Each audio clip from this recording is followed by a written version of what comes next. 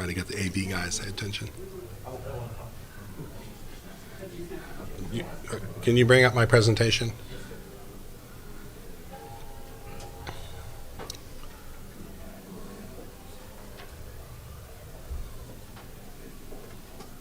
Okay, ready? Okay. Good morning, and welcome back to NASA's Asteroid Initiative Ideas Synthesis Workshop. We are coming to you live streaming on the internet as well as in person here at the Lunar Planetary Institute in Houston, Texas. I'm Andre Sylvester, Assistant Division Chief for the Software, Robotics, and Simulation Division, which is part of the Engineering Directorate here at Johnson Space Center.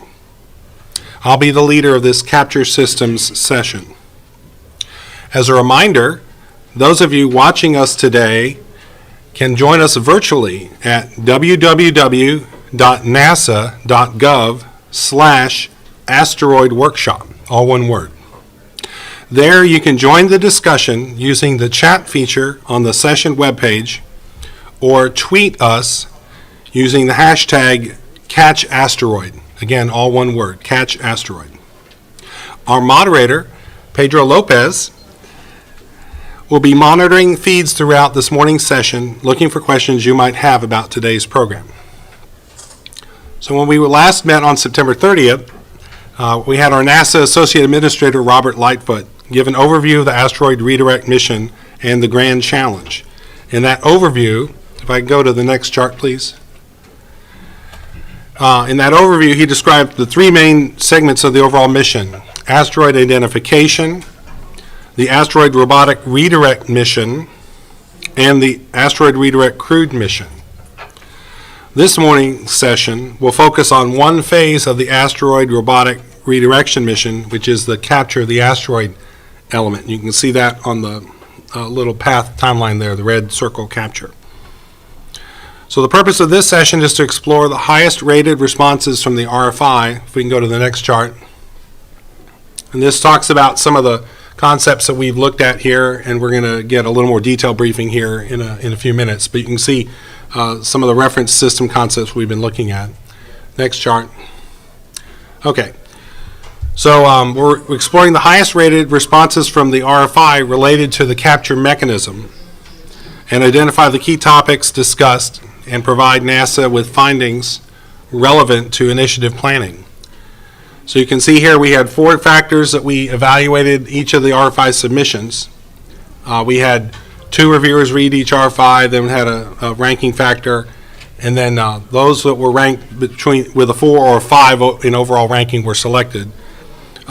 We had 38 submissions. 10 of the 38 had an average rating between 4 and 5, and so that's what comprised the talks that we have today. If I go to the next chart. Okay, so again, I'm your session leader, Andre Sylvester. Each presenter is going to have 10 to 12 minutes for their charts, followed by 2 to 3 minutes for question or 2 from the audience, as well as those joining us virtually. After the presentations, there'll be an hour for group discussion in which you'll have a chance to ask more questions.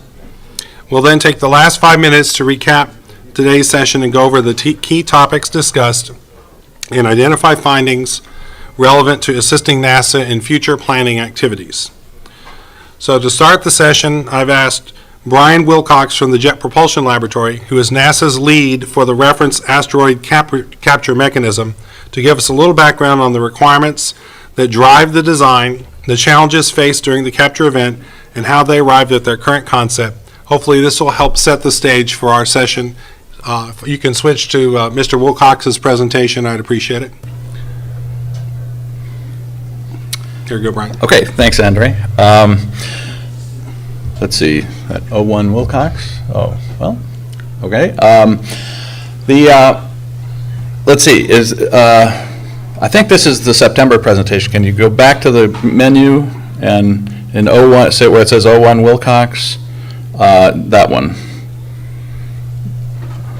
Well, we'll see if that's it.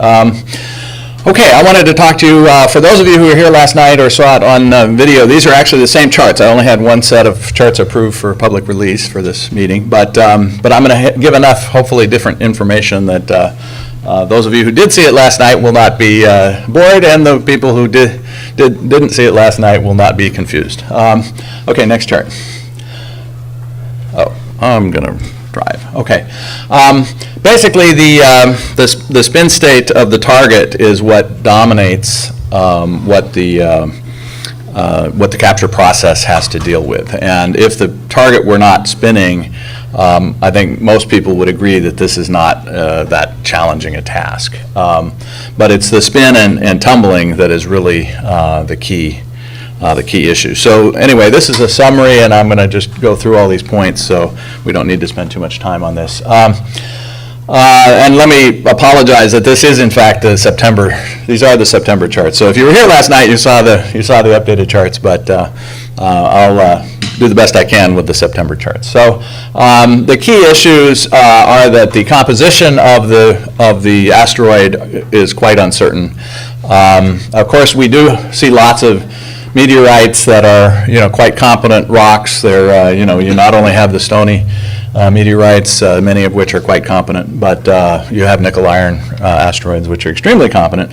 But what a lot of people don't realize is that many meteorites, the C-types especially, the volatile-rich C-types, which would be of greatest interest for both science and resource purposes, those often have the consistency of a dirt clod or dried mud, and you can just crush them in your hand. So they really don't have very much competency, and they can easily break up. And then there are lots of reasons to believe that many of the objects, flying in space, have, are just particles bound together by molecular forces, van der Waals forces, that don't necessarily have a great deal of competence. And because the atmospheric process for meteorites selects those away, the population of meteorites does not reflect the population of objects in the in space, because the process of entry, descent, and landing on the surface of the Earth is a very difficult one for them, and so these very, very loose objects break up. And many of those, of course, if you look forward for resource utilization, the ones that are broken already into piles, those are the ones that are easiest to drive the gases off, the particles and so on, because there's so much surface area interior to the object. The other key issue is the spin state. Now, many of them are slow spinners, and many are spinning around a principal axis, but many are also tumbling.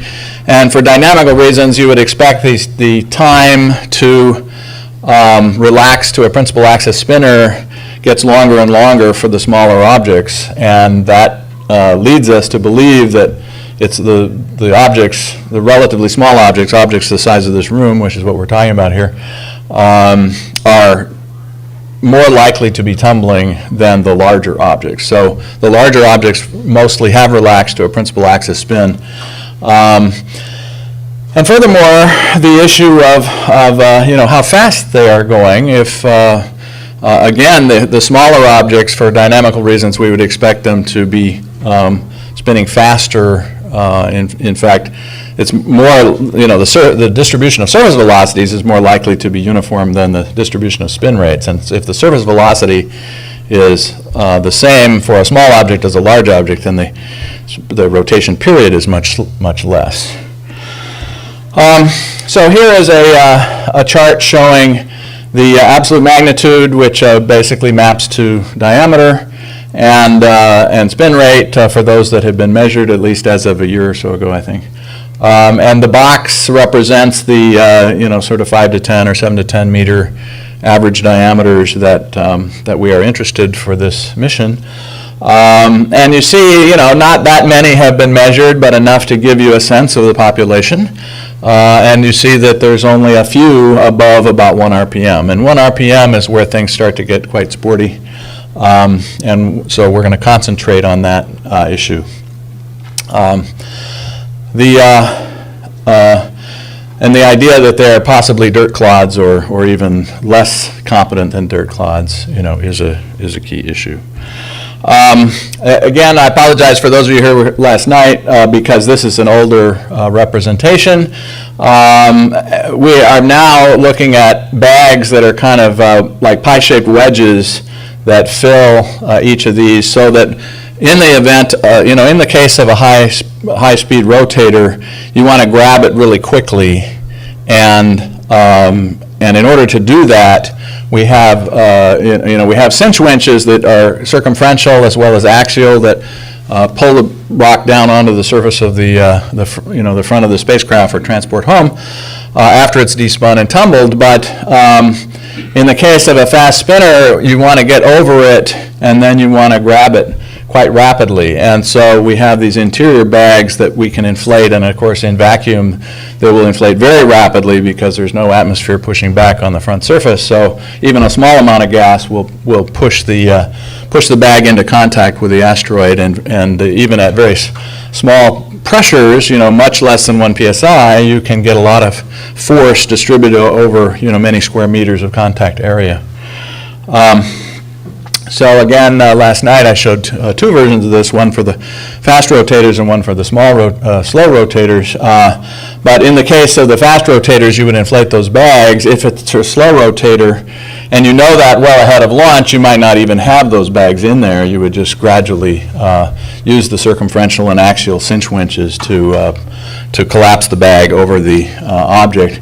The bag itself is crucial because it could be a rubble pile, it could be just a collection of loosely bound particles, and so we feel that we have to bag it completely, not only to just preserve all the material and not leak it all the way back to Earth, but also to protect our solar panels and optical surfaces and radiators and whatnot. Now here's an animation showing if you lined up the spacecraft on the angular momentum vector of the asteroid, then the instantaneous spin vector shown in the red there frequently is seen to just walk around the angular momentum vector in a cone, and that leads to a continuous rotation as seen from the spacecraft. Now here we have lined up the spacecraft on a future spin state of the asteroid, where at 30 seconds it will map exactly onto the instantaneous spin axis. So as the red axis approaches the line of sight, that's when there's no apparent motion, no motion at all for that brief instant. And so if you take that approach, that's the approach that we prefer for the faster spinners. Again, at 30 seconds, the relative motion between the spacecraft and the asteroid will stop, and that's the point at which you initiate the inflation of these airbags. And so right there, you trigger the airbags. They inflate literally in the blink of an eye, and now you go for a ride. Now you see that the spacecraft starts to accelerate promptly to follow the motion. There's almost no relative motion from that point. You want a fairly stiff system in order to achieve that, and we believe that with appropriate fabric shear panels within the airbags, we can get the stiffness we need. And the other nice thing is that the RCS thrusters on the spacecraft are not a large distance, and this is a typical simulation result, is that the RCS thrusters are far enough out from the belt line of the asteroid to give us a good lever arm with which to detumble and despin. And it only takes a relatively few newtons of force to despin this thing, detumble and despin it within a few hours. So amazingly, 1,000 tons spinning at 2 RPM, it actually doesn't take very much propellant to do that.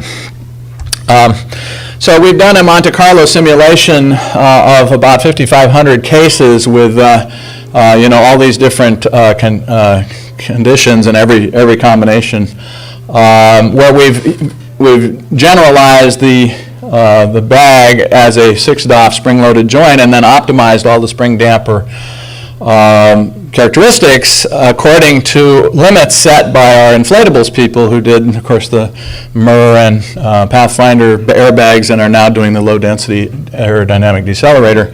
And it turns out that we can achieve, even at 2 RPM, well below the 1,765 Newton meters, which is kind of the baseline solar array deployment actuator torque that would break the solar arrays off the spacecraft, which is the main failure mode of this system. And so we stay below that, and we've also been told by those vendors that we could go higher than that without too much extra mass and cost. And with that, I'm done. Thanks very much.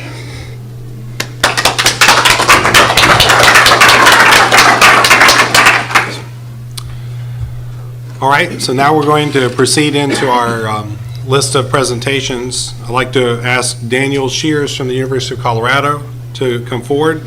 He'll be speaking to us today on asteroid research and modeling to improve understanding of small asteroid properties.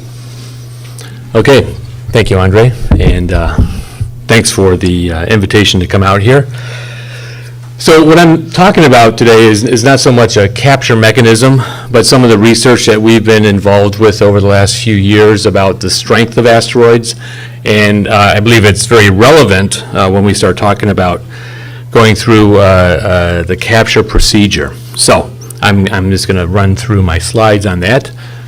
Here's really an overview of what we said in the white paper, and I'll cover this for a second, and then I'll talk a little bit more about the sort of strength that we can predict, in fact, and maybe even infer in the asteroid population, and what the implications of that could be.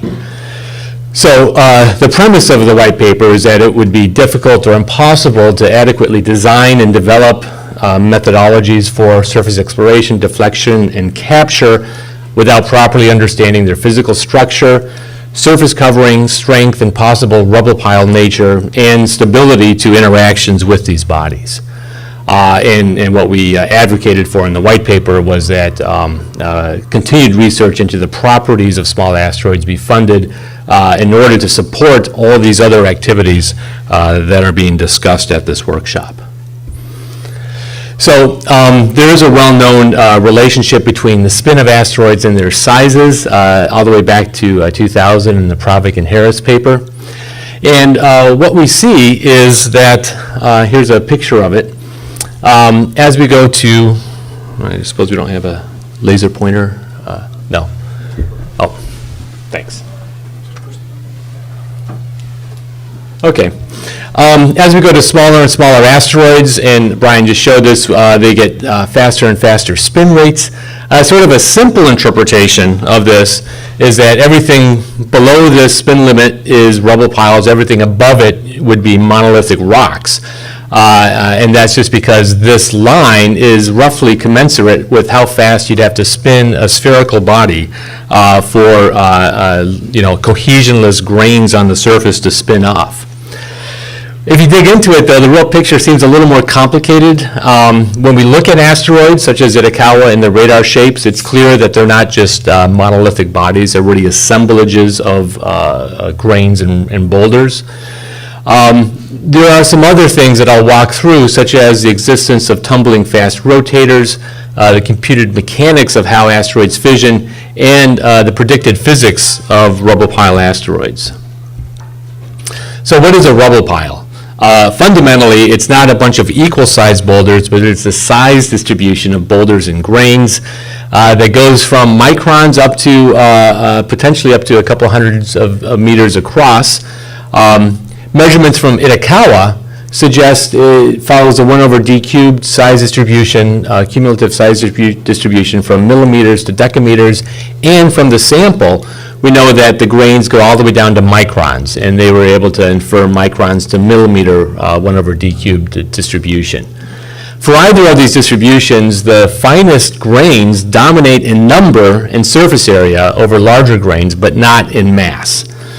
But what it does imply is that larger boulders are either emplaced in or covered with, at some level, a matrix of finer grains. And what we've been looking at this are what the consequences of such a structure are. In fact, these fine grains can serve as a matrix that hold larger blocks in place, and if we just apply basic properties of cohesive grains measured on the Earth and Moon, we can actually give predictions for the cohesive strength of a rubble pile. So when we talk about strength of asteroids, there's two different things that we need to distinguish. First are chemical bonds, and these can be quite strong and sustain extremely high spin rates.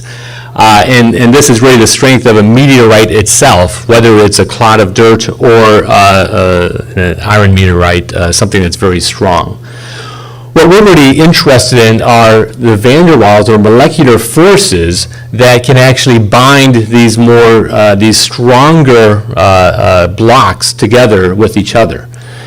And it turns out in microgravity, in particular asteroids less than 1 kilometer, these molecular attractions between gravel-sized grains can become as significant as their weight. And it turns out the amount of this cohesive strength needed to keep a fast-spinning rubble pile together turns out to be extremely small. So the way that we've been theorizing and modeling this is that these cohesive van der Waals particles between small grains can actually hold larger boulders in place. And we validated this with detailed granular mechanics simulations, and as I'll show in a second, we see evidence for this in the asteroid database. So here we just have 1 meter boulders with cohesive interstitial regolith van der Waals forces.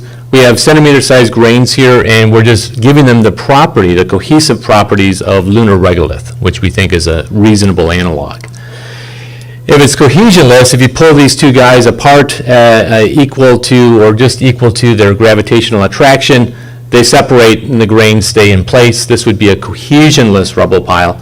But even for the regolith property of lunar regolith, when we pull these two guys together, if this regolith is cohesive, we see that we have to pull over twice as hard to get them apart, indicating strength. And when they do break, we see that the finest grains actually tend to stick to the larger boulders, which is predicted by theory. We can actually model this. I won't go through this equation, but the bottom line is, for reasonable assumptions, we find a strength of 25 to about 150 pascals. And that seems like nothing. In fact, it's like 0.003 psi. But this is strong enough to actually strengthen rubble pile asteroids. In this plot, I have shown all of the size, rotation period asteroids. And here I've overlain the spin rate at which a rubble pile with a certain level of cohesive strength would actually fall apart. 3 kilopascals, it's about 1 psi. And actually there's not strong evidence that that regolith or rubble pile asteroids would have this much cohesion. But if we go down to our simulated cohesion of 25 pascals, what was reasonable based on our simulations, we find that we could still have many of the fast rotating asteroids actually be rubble piles still. Okay. So here's a very weak cohesion, and gives us an interpretation that maybe these guys in this range are also rubble pile bodies. There's additional evidence for this. Here I'm just plotting the binary asteroids, and we can correlate the cohesive strength between binaries and the size at which they trail off. And this is a statistically significant cutoff at the lower end of binary asteroid sizes. And we see it's actually consistent, not completely, but consistent with a weak cohesion of about 25 pascals. What this means, this is the spin rate at which we need to spin a rubble pile bodies to form a binary system. And if it's too strong, you have to spin it too fast so that when it breaks, the two components actually escape from each other. So we can use this to place a lower bound on the strength of these cohesion asteroids, cohesive rubble pile asteroids. Also, if we think through the physics of it, if we have a cohesive rubble pile and if it breaks, we would expect these to be fast rotating tumbling asteroids. And in fact, the best evidence we have for asteroid 2008 TC3 is that it was a rubble pile asteroid and it was tumbling, and we actually see that it lies along this 25 pascal strength limit, indicating that even something spinning at a few minutes can actually be a rubble pile still. So, and a final point, even if we have monolithic asteroids, It turns out that you have to spin them extremely fast, even to drive off millimeter or centimeter sized grains on the surface, just due to the cohesive forces. So even if we have a monolithic body, the cohesive forces between regolith means that they could still be covered in, definitely in very fine grained micron-sized dust and even up to millimeter-sized dust. So just to cover the summary and implications, small asteroids may be rubble piles or covered with fine regolith, and this has implications for asteroid capture or boulder sampling. What this means is a rubble pile asteroid may disaggregate under capture torques, and even if it is monolithic, there may still be a fine regolith covering that could pose a substantial dust contamination and abrasion issues for either an asteroid capture or boulder extraction. This possibility is consistent with our basic understanding of physics, granular mechanics, and asteroid properties. So in summary, tumbling asteroids also may have resulted from a rubble pile fracture. Bodies spinning slower than the weak strength limit may still be rubble pile bodies, and any monolithic asteroid or surface boulder will, and most likely will, still have a covering of fine regolith and dust independent of spin rate. So those are the points I wanted to cover. Thanks. Okay, we have time for some questions. If you have a question, please come to the microphone. Does anyone in the room have a question for Mr. Shears?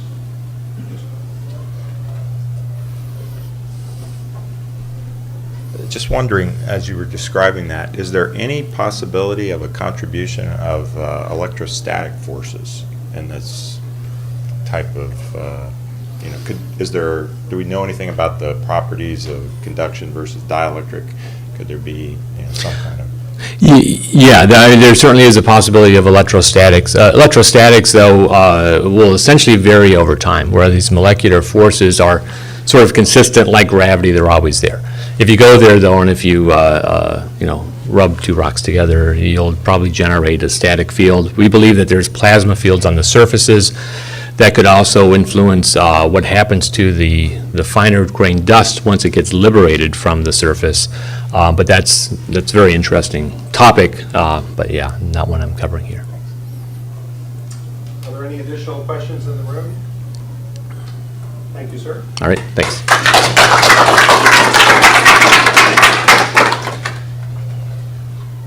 I think our next presenter will be virtual, and so are we bringing them up in the back here? Okay, great.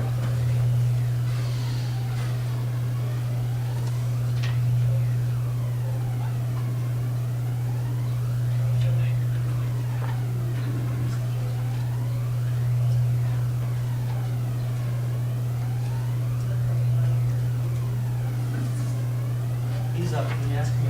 All right. Mr. Mum, are you online? Yes, I am. Okay, let me give you an introduction. Our next speaker is Eric Mum from Honeybee Robotics, and he'll be discussing an anchoring system and lasso snare capture system. And Eric, I'll give you a time check at 10 minutes. Okay, thanks. I appreciate bet. it. Good morning, everybody. I'm sorry I couldn't be there in person. We actually are presenting multiple sessions, so I have a generalized slide deck here. Not all of these are pertinent to the capture discussion, so I'll breeze through the early part of this. So I just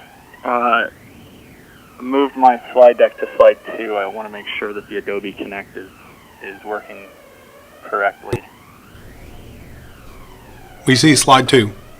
Okay, great, thanks. So for those who aren't familiar with Honeybee Robotics, we're a small spacecraft mechanisms company. We've contributed multiple mechanisms, most notably to the Mars program. So we've been on Mars exploration rovers, where we contributed rock abrasion tools, which are featured in this chart here. We had hardware on Mars Phoenix lander and 2 instruments on subsystems on Mars Science Lab's Curiosity rover. Next slide. So here you see the slide deck actually covers on 4 topics, and like I said, I'll breeze through most of these. In our RFI response, we covered multiple technologies that the Honeybee is in development or has developed. In sort of a flyby scenario or a mapping scenario, we have developed some laser-induced breakdown spectroscopy systems whereby you could do some remote sensing, a miniature 3D scanning LiDAR system that could be used to map an asteroid. We have developed concepts through multiple mission proposals, most notably in the Discovery program, where we have designed an impactor that could be used to understand physical properties of an asteroid by impacting it. Honeybee's forte coming up through the Mars program is really on sampling and supporting the science of robotic missions. Through that development work, one of the sampling instruments that we've developed is what we call a touch-and-go surface sampler, whereby, again, sort of on a standoff position, you could lower a tethered surface sampler to perhaps do some in situ science or pick up some of this loose rubble and pull it back to the spacecraft for subsequent analysis via some onboard instruments. We've developed harpoon samplers where you essentially fire ballistically a harpoon at an asteroid and you sample it, and it's tethered, so you reel it back to the spacecraft again, so you could do some science in situ. And we've probably developed more planetary drills than we'd like to admit. But we have developed robotic drilling systems for the Moon, for Mars, and for asteroids. We've got tens of designs ranging from sub-kilogram, sub-centimeter drill systems all the way up to deep drilling systems, 10 meters and beyond. And so this is, again, another method for performing some in situ science, for collecting a sample from the asteroid and characterizing it. And then we've also developed some pretty novel pneumatic sampling systems. So this could be used for very low impact systems where you essentially use pressurized gas in a way similar to what Brian was alluding to earlier in this morning's discussion. And it actually takes very, very little gas to acquire a good amount of sample, loose sample. This was designed for Constellation program originally to sample on the Moon, but it can be applied in this scenario as well, where we could tether something down to the surface and via pneumatic excavation technique acquire a sample using very little impact to the asteroid. Okay, so most pertinent to this session here, finally, there are a couple of concepts that we contributed to the RFI. The first one is, I would say, similar to some of the capture techniques, or the capture technique that Brian mentioned, obviously on a much lower, smaller scale here. We developed what we call our lasso system, where we, and this was developed as a concept for docking to satellites spacecrafts that weren't designed to be serviced and weren't designed to be docked to. And essentially, the way this system works is if you move from number 1 in the top left here, where we're at a standoff distance from, in this case, from a spacecraft, you can see a representation of the Apogee kick engine nozzle there in the bottom of the screen, or in the bottom of the image. Where we're at a standoff distance, and between 1 and moving to the top right, number 2, our snare system is deployed, and it's deployed in this demonstration via a series of carpenter tapes. But we envision a little higher stiffness system in future development using some graphite roll-up beam assemblies that we've worked with a partner of ours on for deploying large solar arrays. But the stowed to deployed ratio of a system like this could be very large. So the standoff distance could be quite large. And at the concept surrounding our docking system, or in this case, applying it to an asteroid capture, would be to influence the target minimally prior to soft dock. And so effectively how this system works is that you deploy the ring, you deploy the snare around your target without touching it. So there's zero impact prior to the in position ready to snare or capture it. So that's the position that's represented by block 2 in the upper right corner here. And then in block 3 you can see in the graphical representation in the upper right corner of each block is the configuration of the snare. So this is a spring energized snare that's driven by a winch. And so once the capture ring is in place and the snare surrounds the target, then the winch closes and constricts from a dilated state to a constricted state around the target. Again, in this case, it's an Apogee kick engine nozzle. And then once it's constricted, once it's captured the target, in image 4 there on the bottom right, the deployment mechanism, or deployment retraction mechanism, retracts it and docks it to the spacecraft. So our initial thought here was that the system as is, at the size that it's represented in this demonstration, could be used to pick small boulders off of a sort of a larger asteroid or a larger collection, larger rubble pile.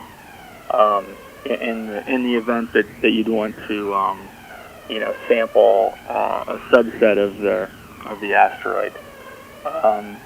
Once the boulder is captured and brought back to the spacecraft, you could even once it's hard docked, you could even perform some drilling, some robotic contact science or robotic drilling and sample acquisition aboard the spacecraft as well, if we wanted to do something like that.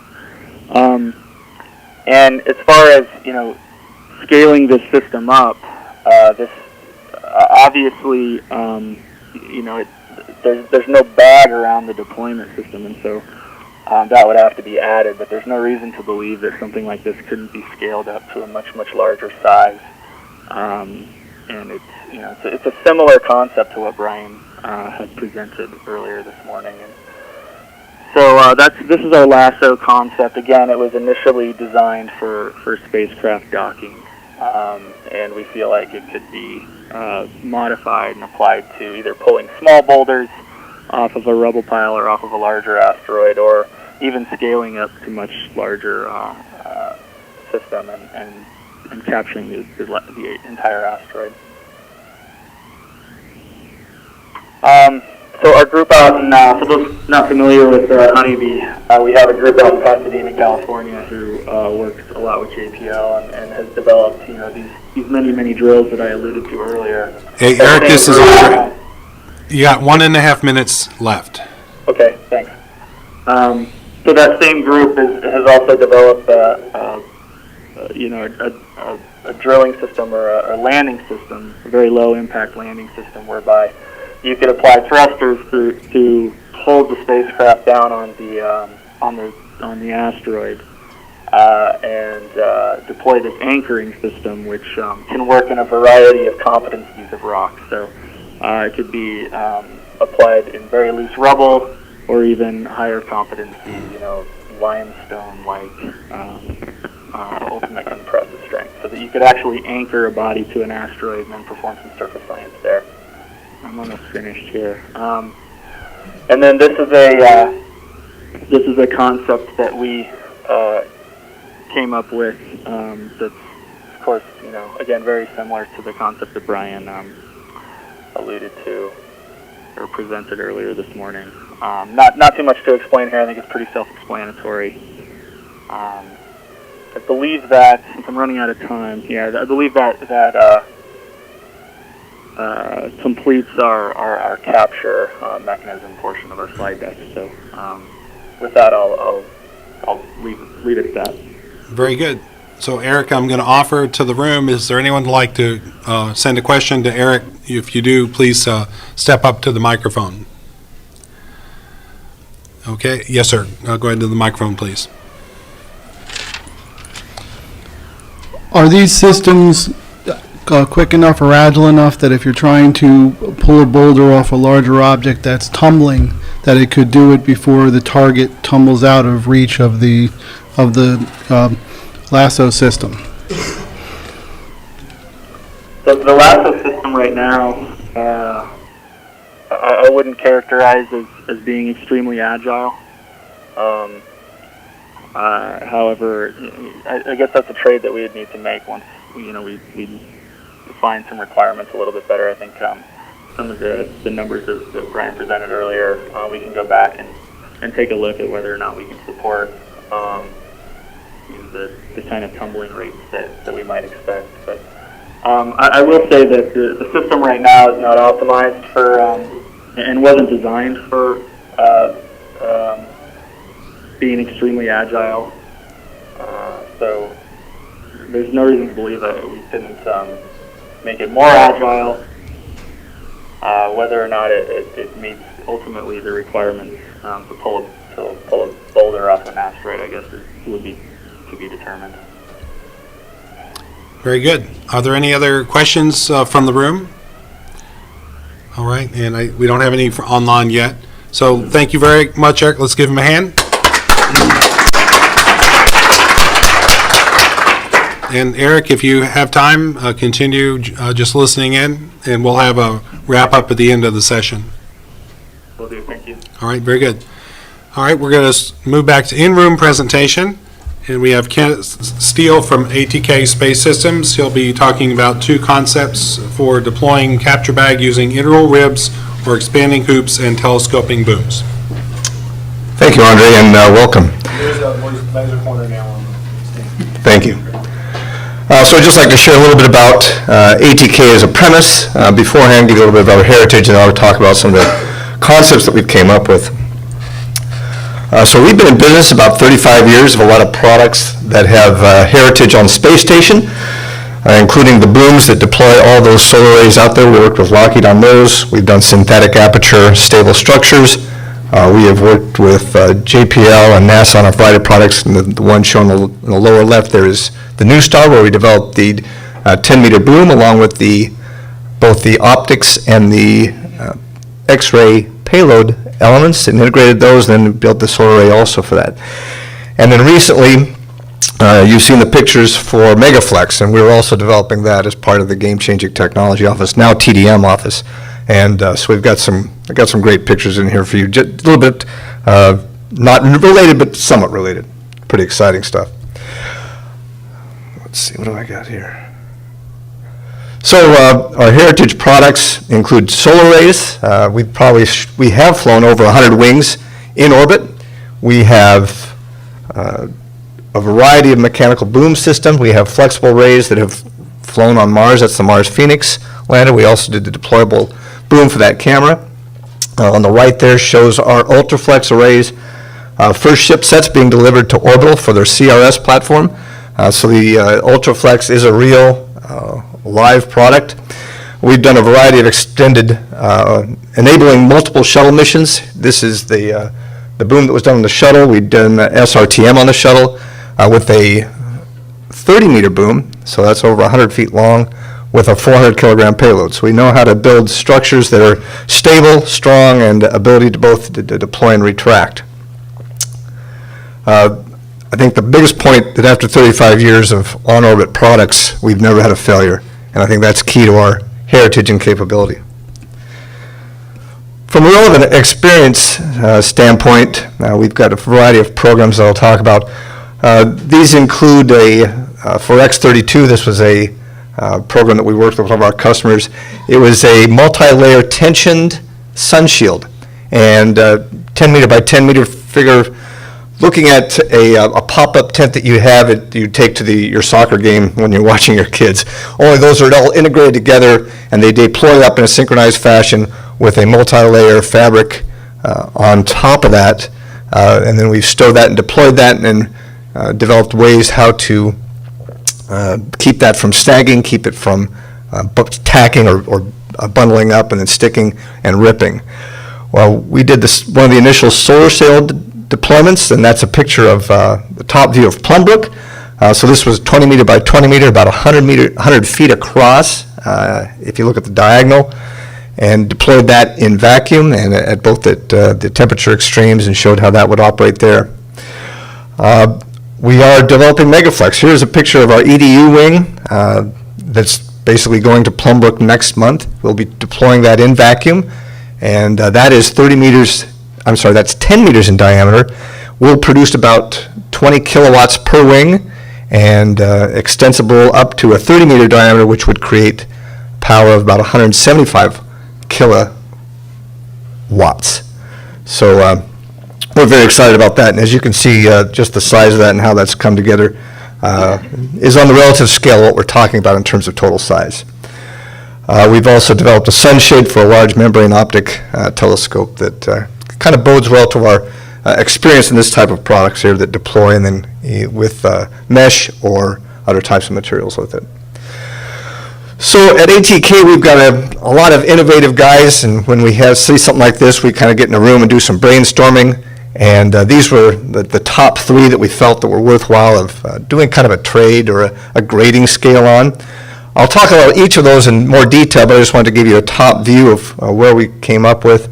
The criteria that we've worked with is something that we've found that is pretty applicable to both our commercial customers, our NASA customers, and most of our products we have to deal with is that, well, this is new, compatible with an odd-shaped target. We have not done this before.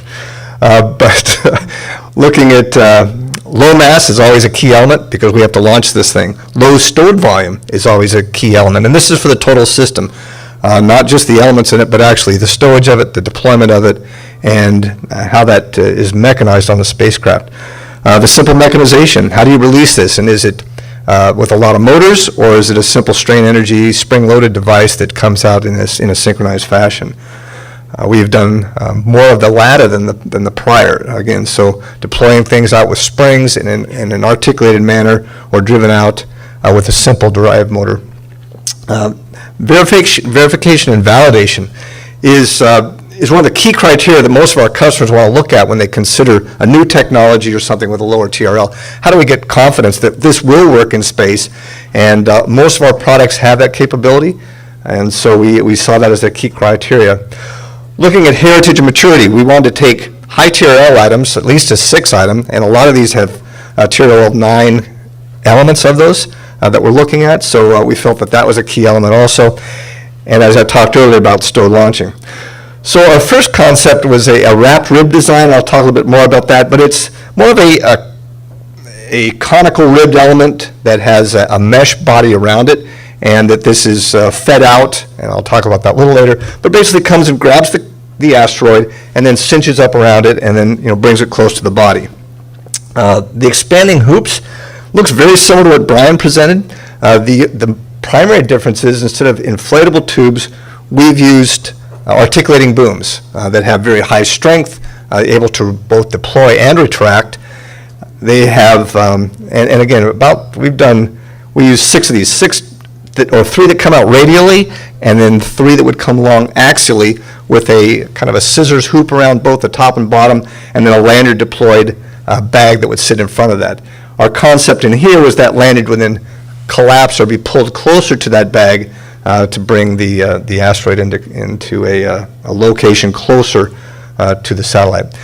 We looked at inflatables, and I'll admit, we don't have a whole lot of experience with inflatables. In our trades with them, when we started talking with some of the manufacturers in those systems, trying to integrate into ours, we found that some of the strength, at least for the past missions that we've flown, the strength of a deployed boom didn't really compare well with what our articulated booms would be able to do. And then the canister fill stations, a lot of that mass that, from a overall performance and packaging standpoint, a trade that didn't always bode well for us. Again, I don't want to offend anybody. I think there's a great place for inflatables, but in our past experience with our customers, we haven't found that right mix. So I'm going to go a little bit more detail of each of these. And, the favorite concept is the first one.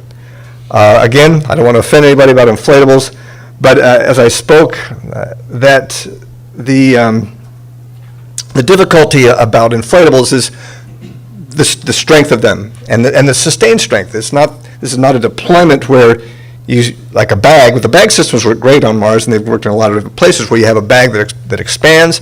It allows us to impact a surface without, with a cushion, but it doesn't, for this application, we didn't see it as a benefit. We looked at the expanding hoops, which I talked about that, the hoop bag that comes along and expands out, grabs around the asteroid, and then pulls that together, was a complex we found as a viable approach. There was some increased mass complexity compared to the wrapped rib approach, and not as compact as stowage.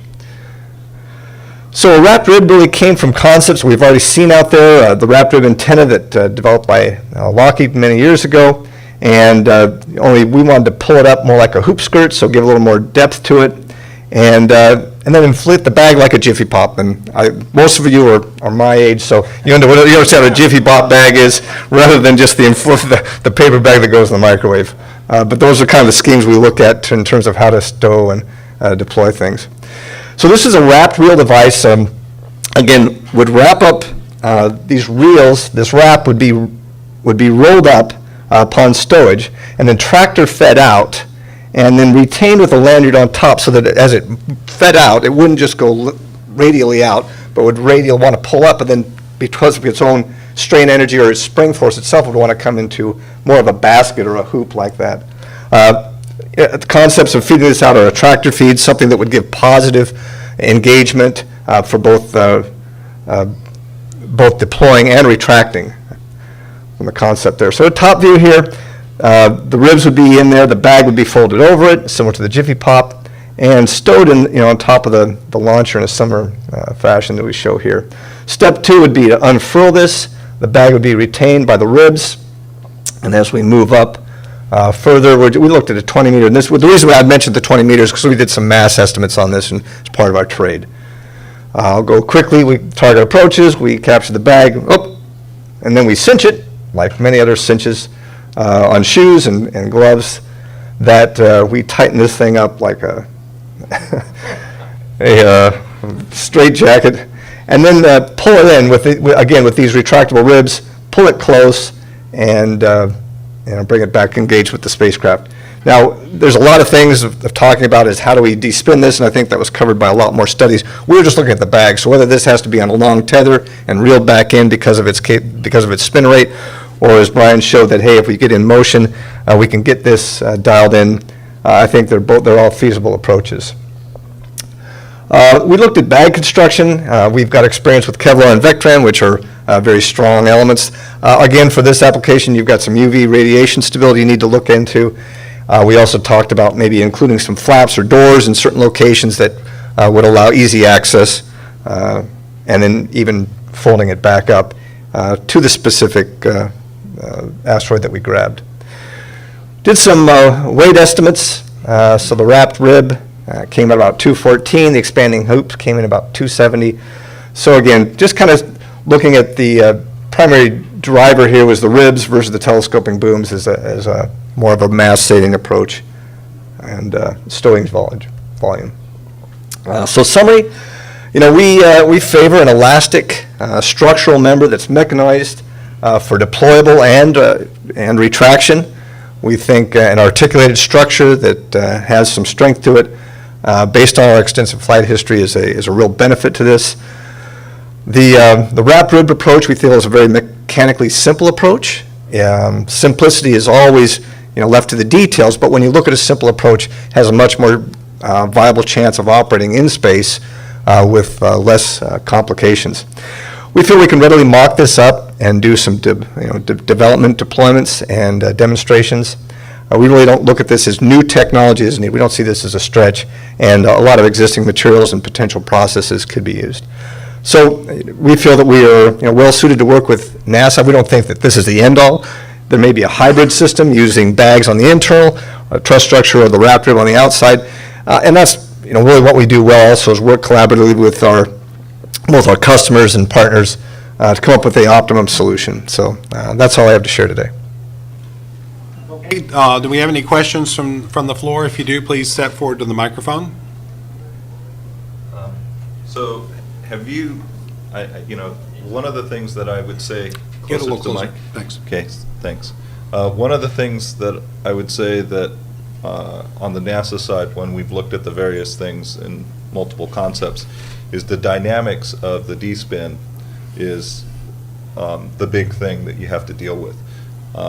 There's been several iterations on the NASA side. One of them kind of looked at some things like this, and it was always while I understand your point about inflatables and can you really do the ground testing you need to do, the dynamics of the D-spin and making sure you understand how that is going to work is probably the biggest thing. I didn't see that much in what you guys have done to date on that.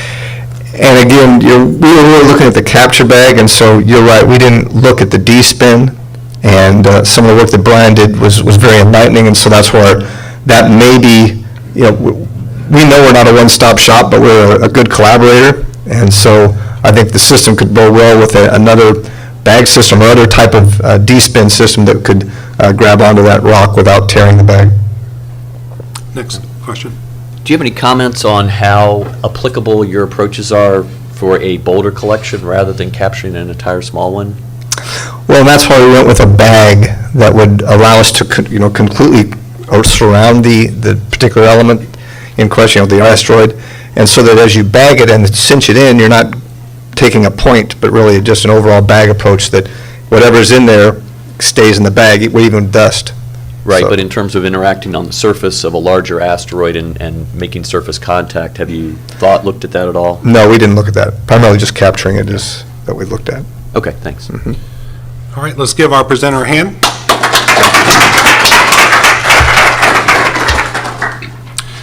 Our next presenter is Scott Belbin from NASA Langley Research Center. He'll be discussing extendable retractable boom capture system. All right, thank you, Andre. So I worked with Brian Wilcox and Andre on the analysis of the alternatives to the reference concept.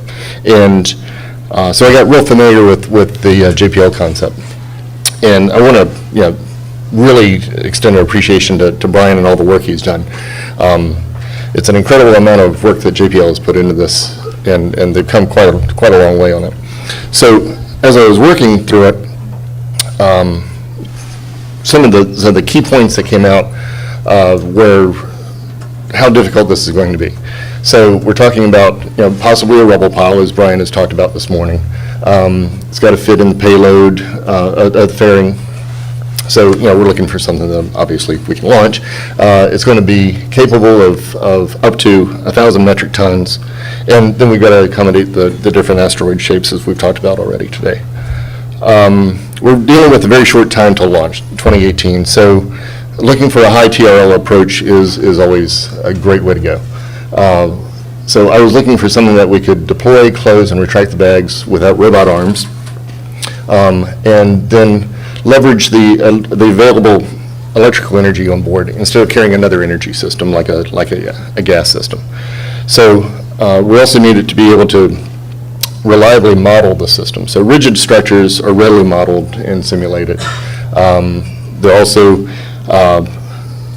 rigid structures enhance the dynamic stability. One of the things that we looked at early on when we saw the JPL concept was we were worried about the dynamics of spinning this up to 2 RPM. It's a massive bag. It's 15 meters in diameter, And imagine a big inflatable trying to rotate and, get out of balance. How do you keep that balance? So I thought about what can we do to enhance that dynamic stability. So I looked for rigid elements. So this is going to look real familiar. This looks a lot like what ATK just showed.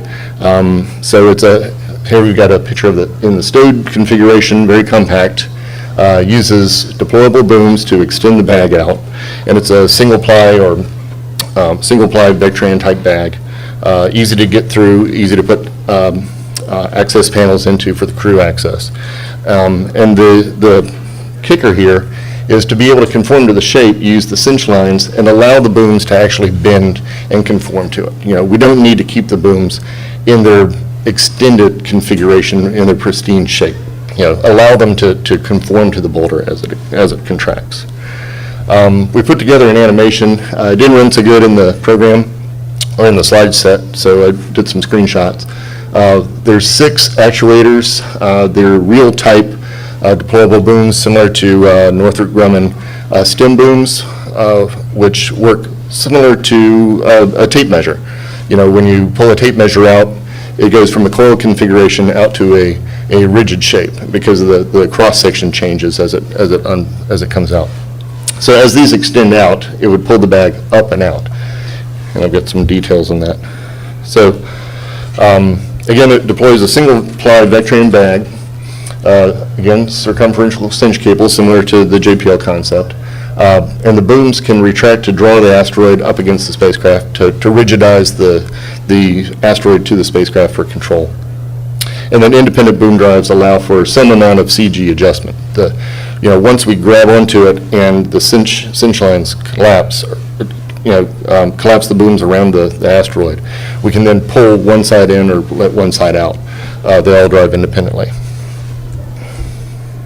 We did, just as a sanity check, we did some preliminary calculations and came up with some shapes. I favor the lenticular shape because of the kinking ability, the way it can collapse to get around those shapes without losing any structural integrity. We can still pull on it, and it retains its tensile capability for coming back to and reeling back in. And if we get a kink that has to go into the reel, that can happen. That kink won't keep it from going back into the reel. We did a quick mass estimate on it with some of the CAD work we did. Total boom mass system, we're at 124 kilograms. And adding in the bag, again, it's a lighter bag. It's a single-ply Vectran bag versus something that's inflatable with multiplies. Attachments, cabling, et cetera, et cetera. And then adding in 30% contingency, we're at about 365 kilograms. For the RFI, I put together a schedule. Basically, if we were kicking off at the beginning of this fiscal year, which obviously we're not, and trying to get up to a 2018 launch, we would have to do a concurrent design and development testing program. This would include, the schedule includes time for boom tooling design. These are, if we're going with composite booms, that would take special tooling. These are long. These are on the order of 18 meters long. So we would need to have tooling that that can heat the composite without having to go into autoclave. So it would be tooling, special tooling. So we've accommodated for that in the schedule. It also incorporates a ground test article build and test program. Potential next steps would be boom cross-section design and analysis, section property demonstration, boom-to-drive buckling limit demonstration. That's where the boom deploys from the reel mechanism. That's going to be a hot spot in bending. So we'd have to have some amount of compliant members at that point to either by having thicker wall sections in the booms or having some compliant members in the drive. Bag material demonstrations and puncture resistant tests, et cetera, et cetera. Going a little fast here. So anyway, I think we've come up with something that's dynamically stable and spin up, and that's the big point. Is when we first looked at this, like I said, we were really worried about how we can control an inflatable bag of this size at up to 2 RPM spin. I believe it's going to be a little difficult to keep that stable. We're looking at medium to high TRL on technologies. These are drive systems that already exist and have been used for many, many years in deploying solar arrays, just as the ATK gentleman has said. We're using the electrical system and not a gas system, so we're not carrying the extra mass of a gas system. We can demonstrate in 1G environment, similar to what Brian has said with their concept. You'd put it in a actually vertical configuration, and because we're not in a vacuum, because we're not inflating, we don't necessarily need to be in a vacuum chamber, just still air. We could actually do this in a closed hangar if we had to. And we believe we've got improved crew access with this, since we're only going through 1 ply. It's easier to cut through, and with all the inflatables collapsed down with the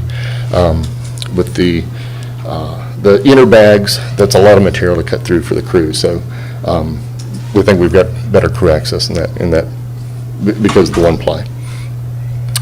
That's all I had. So any questions? Okay. I think we have a question from online. Did you, could you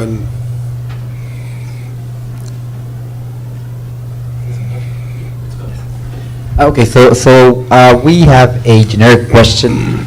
Basically, it says that the presenters are talking about matching and then slowing angular momentum. Have they considered the physics observed on a merry-go-round, deploying large arms to slow the spin rate, retracting them to increase, and putting propulsion systems on the arms to adjust spin as necessary at maximum efficiency based upon distance from the spin center? And I'm guessing this question would be basically addressed to the general audience, if someone could address it. Scott, you can take a run at it. Okay, I think I understand what you're talking about. You're actually talking about putting something onto the asteroid as a separate system of reacting the forces. Actually, we covered some of that in the analysis of alternatives, and one of the things that we hit pretty quickly is now you have a separable spacecraft, and all the implications that go along with that are additional development costs, additional control and guidance on separable spacecraft. You have something that has to go and independently attach to the asteroid and then be commanded either by the mothership or be independent. As that starts to turn, you go into a blind spot, so you get out of communication range. You have no line of sight between the mother spacecraft and the far side of the asteroid that you're trying to detumble. So we do consider it, at least from the analysis of alternatives, and saw that it was probably going to be a program buster. All right. Any questions from the floor? So I'll ask the same question I did before. How Hey, much James. simulation have you done on the actual D-spin process for this? I have not. This has been, I've been saying, this has actually been work that I've been doing by myself, Right. basically spare time. So it comes with the same problems that any of these have with any of the spinners, and it's the ride 'em cowboy. Yeah. Unless we can, get the asteroid in and detumble it while the spacecraft is, stationary, we're all going to face the same issue with doing this. I mean, usually you make these booms out of some kind of composite material, and when you do that, you get to a certain point, and all the little booms are going to snap if you get to a certain load point. Sure. Torsionally, Right. especially. So- When this thing Yep, you're right, wrap James. around itself.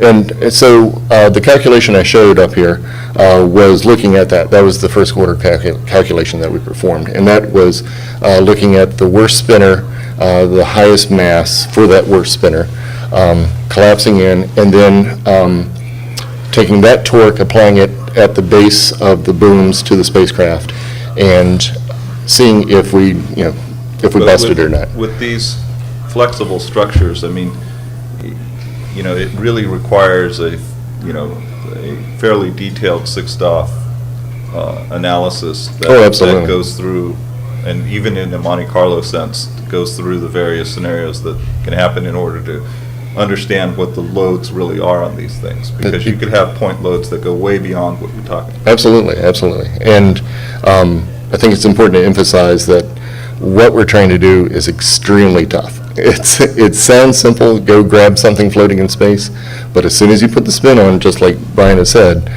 it becomes a difficult problem, and it's going to take quite a bit of engineering to get it done.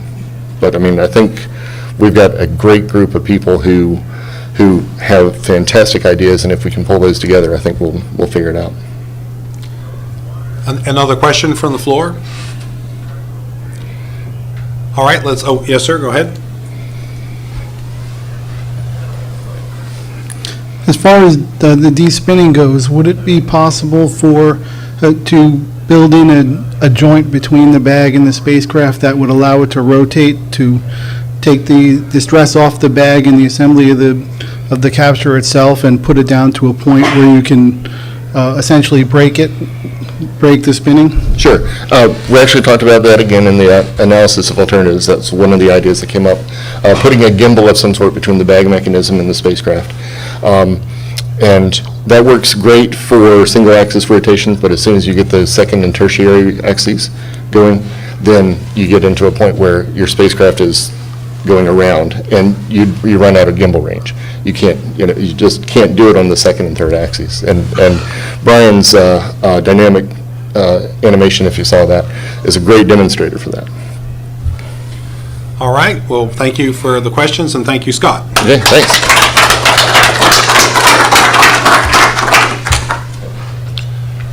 Okay, we've got our next presentation is Paul Fulford from MDA Canada, and he's going to discuss the use of underactuated linkages for robotic grasping of asteroid. Okay, thank you. I'll start off first with just a really quick overview of MDA. MDA used to be Spar Aerospace in the 80s, 90s, and early 2000s. And our history of capturing either cooperative or uncooperative objects in space started back in the 80s with the Shuttle Remote Manipulator System, doing work capturing and repair of the Hubble Space Telescope, adding extensions and different features to our robot manipulators to survey the underbelly of the space shuttle. And then moving on, we're currently supporting free flyer capture of the Dragon capsule and HTB, and the Canadian Space Agency over the last 3 years has invested a significant amount in the development of a next generation Canadarm, so the third type of Canadarm. And MDA as a corporation has also been looking at satellite servicing, and we're really treating this problem like any other capture and operation of a spacecraft or an uncooperative object.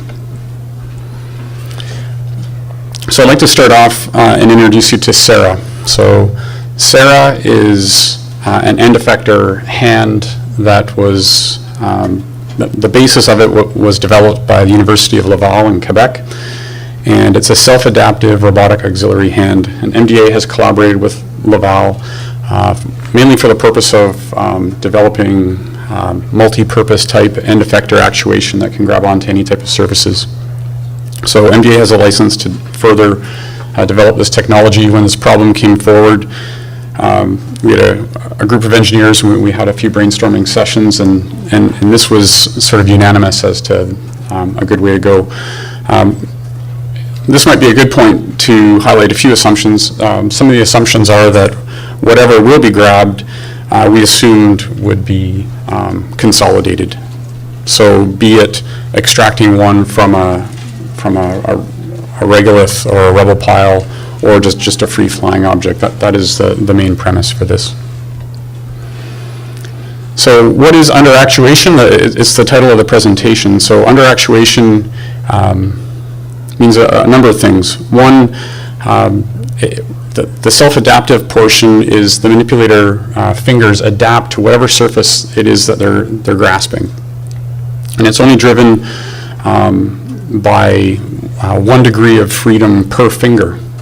In fact, this hand it has 3 fingers it has 9 degrees of freedom and it only has 2 actuators, one to reorient the fingers and one actuator to actually pull them all down at the same time. So you could even reduce it further. So it's based on using 4-bar linkages and unique triangular features. Let me see if I can. So triangular kinematics, where the 4-bar linkages from an actuator at the base permits these appendages or fingers to conform over the shape of the body. So an under-actuated linkage concept, the initial configurations held open, passively sprung-loaded fingers held open. It can also be active. Just to give you an idea of the size that everyone's talking about, we just tried to put this graphic together to show that it's similar to things that we're used to seeing all the time. So just think of that flatbed truck going down the road with a great big rock. Each finger would be approximately that size. So the final configuration of the number of fingers, it could be between 3 and 5, would conform to the shape of the asteroid. And in that view, you could actually, there's 2 EVA crew member walking up and along the truss members. I think at this point in time, being that I'm a Canadian, it's my birthright to draw parallels to hockey.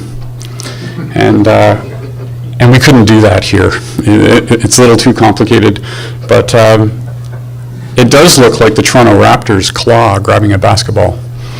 So that's our Canadian draw. So this is just a final view with Orion and the ARV with the crew out on top of the asteroid. So we did do a reasonable amount of work. We've done hand calcs. We looked at detumbling rates and deployment of thrusters and whatnot on the appendages. We took it as far as could we stow this device. So there's a CAD model up in the upper right-hand corner that we proved to ourselves anyway that we could get it into a nice stowed configuration. And some of the other benefits is that through all phases of the operation, including post-capture, it permits observation of the target. So all the way from rendezvous to proximity operations, you can see exactly what you're going after. And then once it's captured and for the years to follow while it's grabbed, both for transport through to science, you can actually see what it is that you have in hand, so to speak. It does reduce the risk of snagging, abrasion, and uncontrolled motion. And we did do some preliminary mass calcs, and I was comforted to see some of the mass calculations here today. We're in and around the 400 kilogram range. And that concludes my presentation. Thanks. Do we have any questions from the floor? Yes, sir.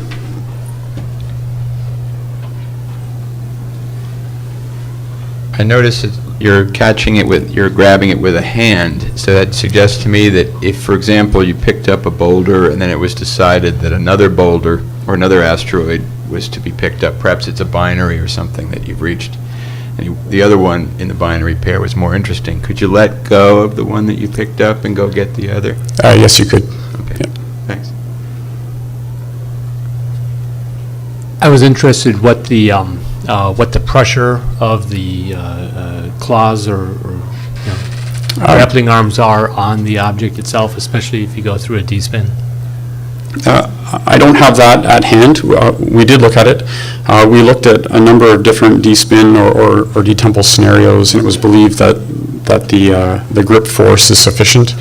For robotic applications, we're looking at using EVA handrails to hold on to while we manipulate systems that are rather heavy and have huge inertia. So, I guess my question is motivated from the other side, which is how strong is the object, so that you might just crush it or crumple it or break it apart if it's like a clod of dirt or something like that.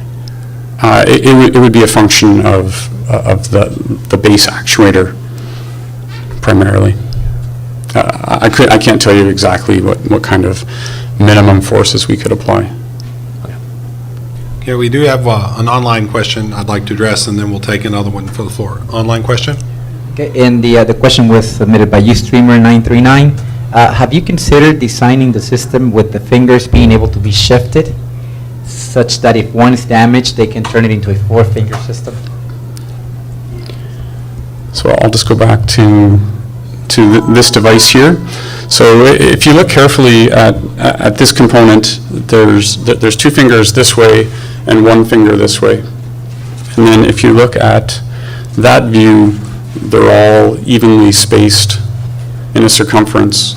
So in this view, when I said that there's only 2 degrees of freedom or 2 actuated mechanisms in this, one is to reorient the fingers and one is to pull them down. So I think the answer to that is yes, we could also have that degree of freedom if required. Okay, now a question from the floor. The rock is heated by the sun as it approaches, driving off volatiles. Could you shield it with airbags having reflective surfaces? Put airbags on the side of each of the fingers to shield it. Also, that keeps the dust in. That's an interesting question. This device actually has different types of pads that have been explored in terms of how things could be gripped. So those fingers could also have other types of surface materials. One of the bullets that I removed just on the plane coming here was the combination of this with a deployable bag. It just seems a little too complicated to me, but perhaps that's something as a workshop that we could talk about. So maybe combining an inflatable bag, having different material properties, and I've lost the word, but the tactile properties could certainly be explored. I think it's all possible.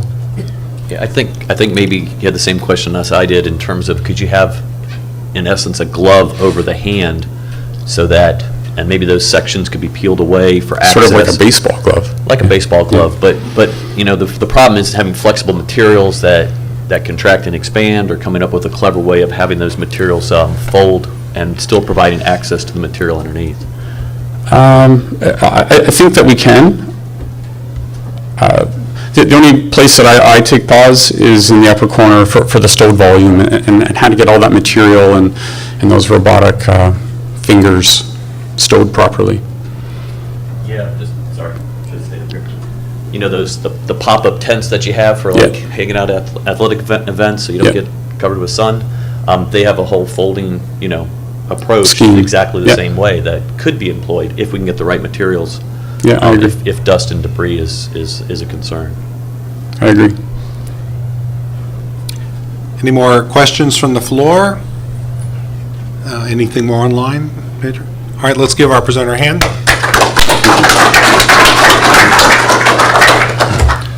So we're running ahead of schedule, so I'd like to propose a 4-minute break. We'll get back together again just before 9:30, so if you want to take a little stretch, please do.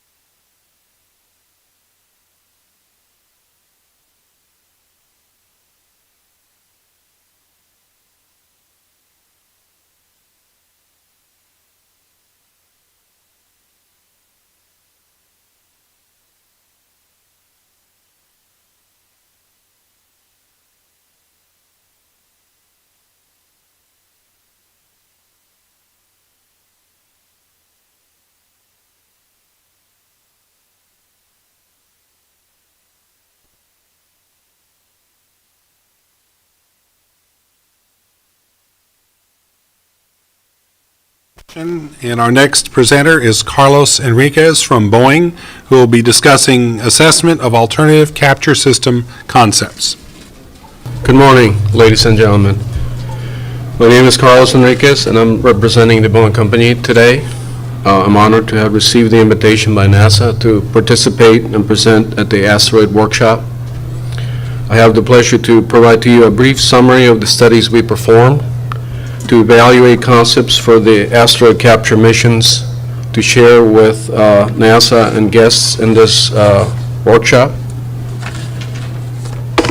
The study we performed on the subject of asteroid capture indicates that flight-proven systems and key technologies can be integrated to achieve an asteroid capture mission. For this study, Boeing leveraged its International Space Station experience of assembly of large structures in space, as well as expertise in several types of attachment mechanisms suited for each task. We used dynamics and control simulations extensively to ensure that the space station assembly on orbit, and because we could never test the assembly on the ground. The space station assembly has truly allowed us to master working in space. If we choose a mission to an asteroid with a mass of 1 million pounds, this is equivalent in mass to the International Space Station, and it is well within the capability of propulsion and guidance systems to control it and to or redirect it. To meet this challenge, the Boeing Company and the Harris Corporation bring together a broad base of experience in systems integration. Boeing brings to the table integration of complex systems and unique expertise in 6 degrees of freedom simulations. Harris complements our experience with its core expertise of large and complex deployable structures and mechanisms. So, you may be asking yourselves, why is the space station assembly relevant to the capture of an asteroid? As we celebrated the 50th anniversary of the space station on November 20th, just yesterday, we are reminded of the magnificent accomplishment. In order to assemble 43 flights incrementally, 35,000 pounds at a time, it required the amalgamation of several disciplines working together. Assembly mechanisms, targets, cameras, robotic arms, simulations, dynamic analyses, and the human element were brought together each flight for it to be completed successfully. So this assembly experience has allowed us to learn and work complex tasks in space, and particularly assembly tasks. It is with this background that we offer several concepts to meet the asteroid capture challenge. One of these possible concepts is shown here. Deployed from an asteroid retrieval vehicle platform, booms with multiple compliant arms are to snag the asteroid. At each joint, as you see in the graphic, there will be microsplines in this concept that will conform to the asteroid soil. And at first, self-capture itself to the asteroid with mechanisms deployed from the platform. After the arms, and after that, the arms and the ordnets that could be used can snag the asteroid. Then the platform will permanently be attached to the asteroid. The goal is to capture the asteroid and leave it fitted with a platform that would have, for example, as you see on the left-hand side, a grapple, a robotic grapple fixture attachment mechanism, or it could be fitted with a NASA docking system for future visits to redirect the asteroid or for human exploration missions.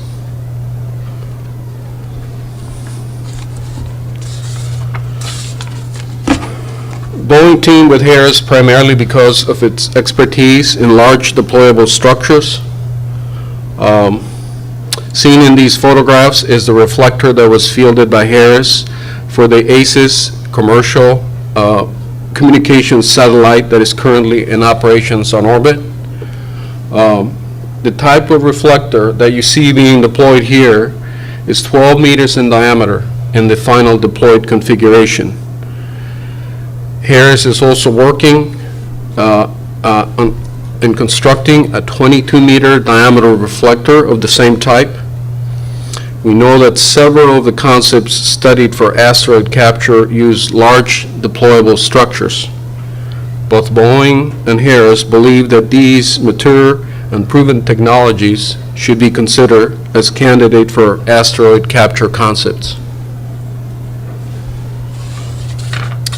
So let's discuss for a minute the challenges, and there is quite a few. The asteroid capture mission has tasks that are challenging, but we believe that these can be solved by leveraging from space station experience and available technologies. The autonomous capture execution challenge can be met by designing integrated intelligent systems. Because of the uncertainty of the asteroid surface, shape, and soil composition, capture systems must be highly adaptable and be able to be reconfigured to conform to the surface. To select a suitable capture site, and for control reasons, the uncertainty in the knowledge of the center of gravity of the asteroid will require that we survey, characterize, and understand the composition of the asteroid before capture. Capture will also require the capability to decouple the loads, and I believe that's one of the items we were discussing a moment ago, imparted by the rotation of the asteroid during the initial attempt of capture and later during the D-spin. Hence, the center of gravity and other tensor data will need to be integrated into the control system and the simulations that will enable the capture. During the capture, there will be interaction between the capture and the spacecraft control systems. Due to this uncertainty as well, several simulations must be performed ahead of time, prior to capture, and real time during capture. Overall, we believe that we can meet all these challenges, and together working with NASA, it will allow to fulfill the asteroid capture mission. Very good. Do we have any questions from the floor, Mr. Enriquez? Do we have any questions online today? No? Okay. Very good. Let's give our presenter a hand.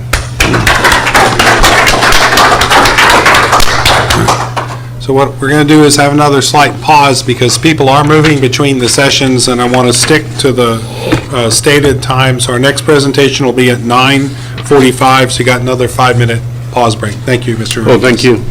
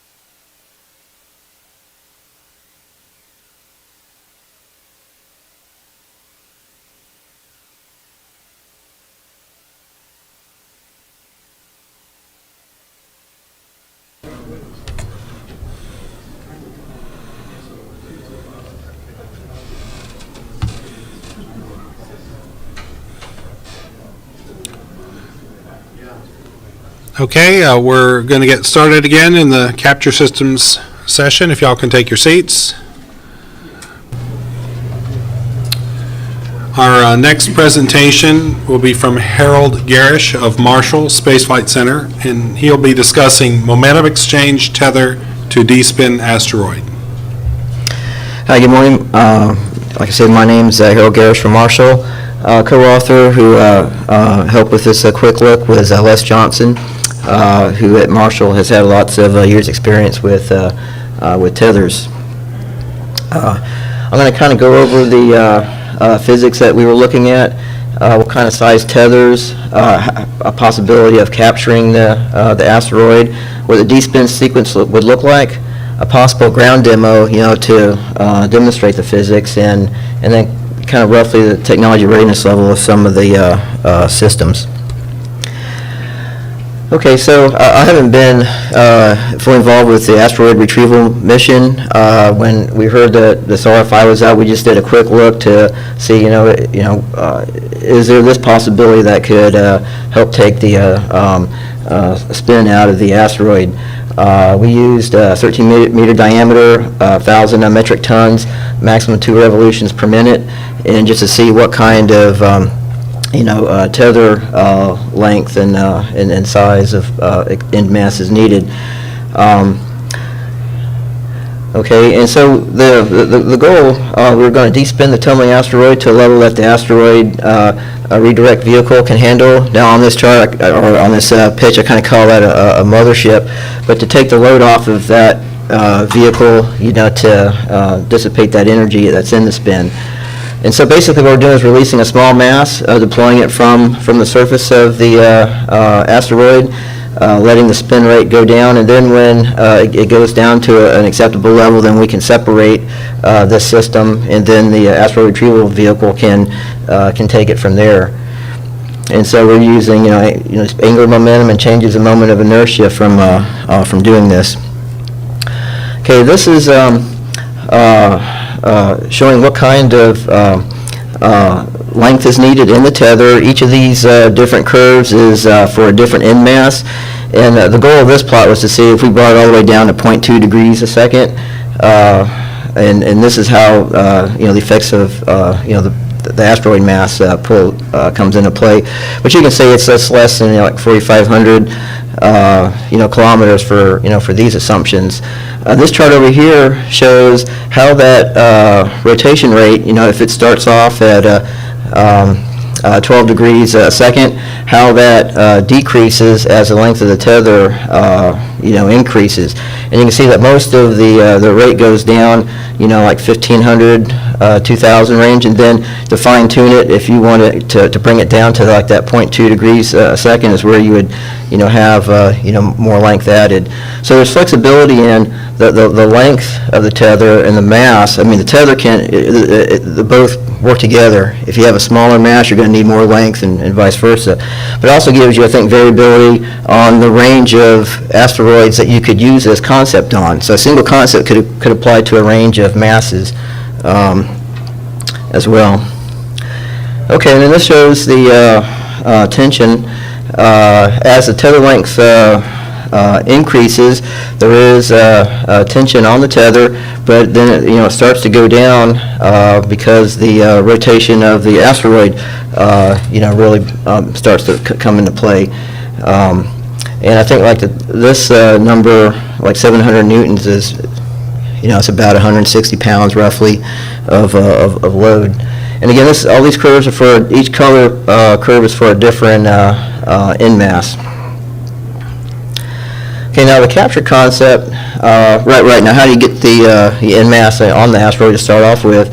And so having a small separate craft that would take this kind of capture net to the asteroid, have inflatable support struts that that would guide the net around the asteroid, and then it would collapse around it, tighten the attachment of this mass to the asteroid. Okay, the sequence of how this would work is you have your mothership, with your small craft would separate off of that. We come out to the asteroid, deploy the capture net, have the capture net collapse around the asteroid, and then tighten up. And then the small spacecraft that got you to the asteroid, or got the net to the asteroid, then becomes your end mass. And then you let that come off with a deployer, and then to slow the spin rate. And then when you get to acceptable low spin rate, then you can separate the tether and the small craft, and then the mothership can do the rest.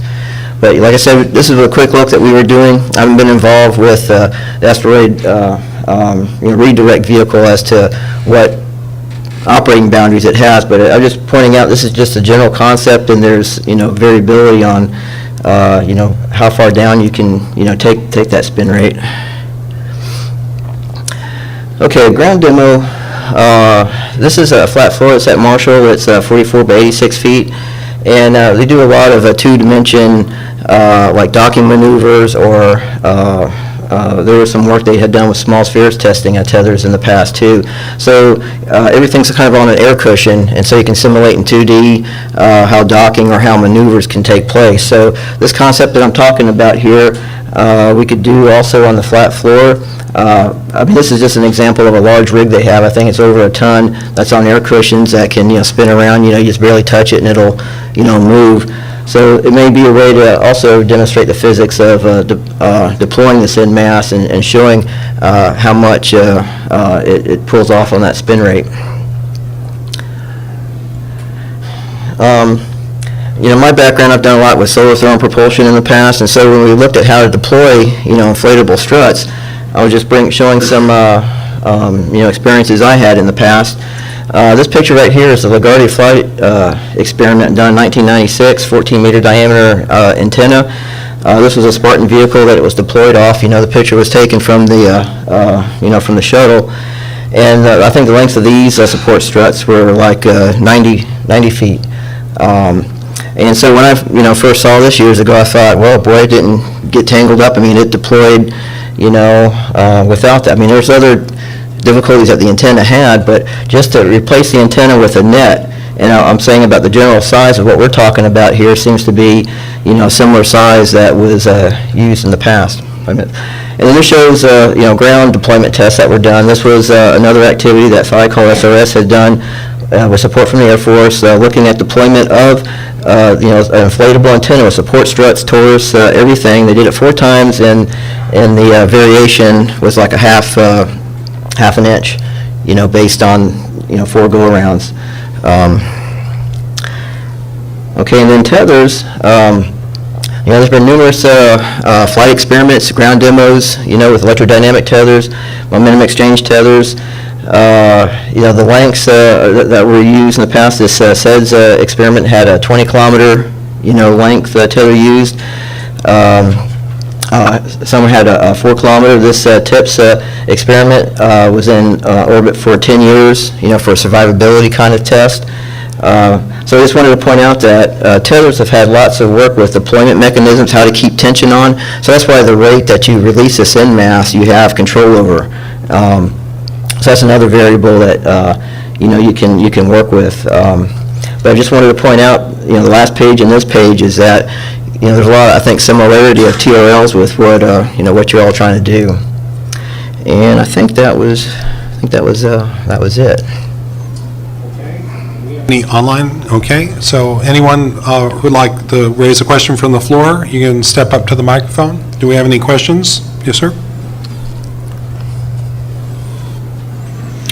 It looks like the point where you attach the tether relative to the spin axis would be crucial, and the further away from orthogonal to that, the less effect or potential detrimental effect you might have. Have you looked into that? Right. You want to, for this to work at its best, is that you would, the spin axis, from this picture would be coming out of the page. So you'd want to, attach, right on the, 90 degrees, to that, get the most out of it. We haven't, this is just a quick look at, a first look. We can look at, yeah, if it was at an angle, or if you didn't have just a planar spin, impacts of that. But we were just looking at, is this even doable? And it looks like it is. It looks like it's within the boundaries of what can be done. But how much of a savings is what has to be looked at? Did that answer your question? Okay. Next question. So, the maximum length of this tether is not very long, right? This is tens of meters or? No, we're talking in kilometers, and so that's why it depends on how far you want to reduce that spin rate. What do you want to bring it down to? And it's also, if your end mass is larger, then you don't need as long a tether either. So that's why there's a playoff between the two. So, what length do you have to start worrying about arcing in deep space? That's a lot less than in low Earth orbit, right? Because you're a lot longer rather than in low Earth orbit, because the environment's more benign, but it's not totally benign. Right. Well, it's the other thing. How long would it take to do this? And I don't think it's going to take but a few days, to do. But issues or situations with the inflatables or even the tether, the length of time that it's actually going to be exposed, right? You got other space environment effects, but I don't think where this is at, you're going to have the same ones like you do in Earth orbit, but still the time that you're actually using is not going to be, it's not like weeks or months kind of thing. And like the inflatable is just going to be inflated enough to get the net around it, and then you're done with that. Thank you. Okay, one online question. And it's basically, what would happen to the asteroid capture spacecraft after it separates from the asteroid? It would just go wherever. And see, that's where the mothership can be 90 degrees off. So, I mean, it would be right there in close proximity, to the asteroid, but it would just be, not on the 90 degrees to the plane of that spin. But otherwise, when it's cut, it's gonna be off on its own. Okay, thank you. Any other questions from the floor? Anyone else? Yes, sir. Did you compare the extra weight of the tether and the additional spacecraft to what it would be replacing in terms of the propellant used for the other methods of D-spin? We didn't look at other methods, but, roughly I think it was like 150, 250 kilograms. I mean, there's some variability, there on that mass. I mean, like I said, this was a quick look. We didn't get into the, real detailed design of what this little spacecraft would be like. But the mass of the tether, I don't think is going to be that, that much. Okay. Okay, thank you very much.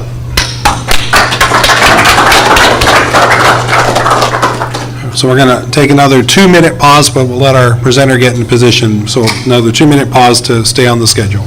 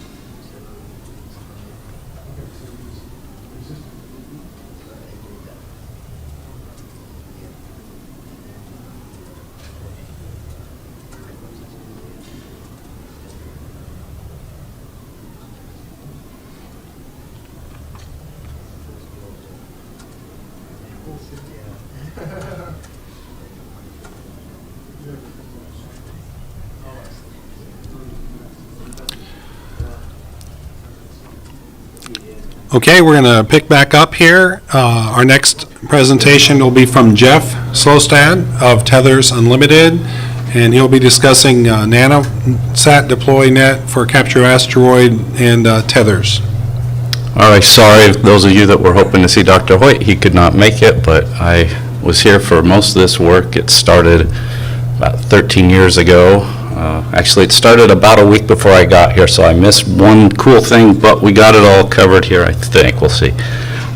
This is very similar to the previous presentation you saw, so I'm not going to spend a lot of time talking about the math and such, but I think, as has been mentioned many times, we were looking at the issue that a lot of the interesting asteroids were what some people are calling fast rotators, which really is just rotating. It's a problem. It's a serious issue. You have to de-spin somehow if you're going to keep your system working properly.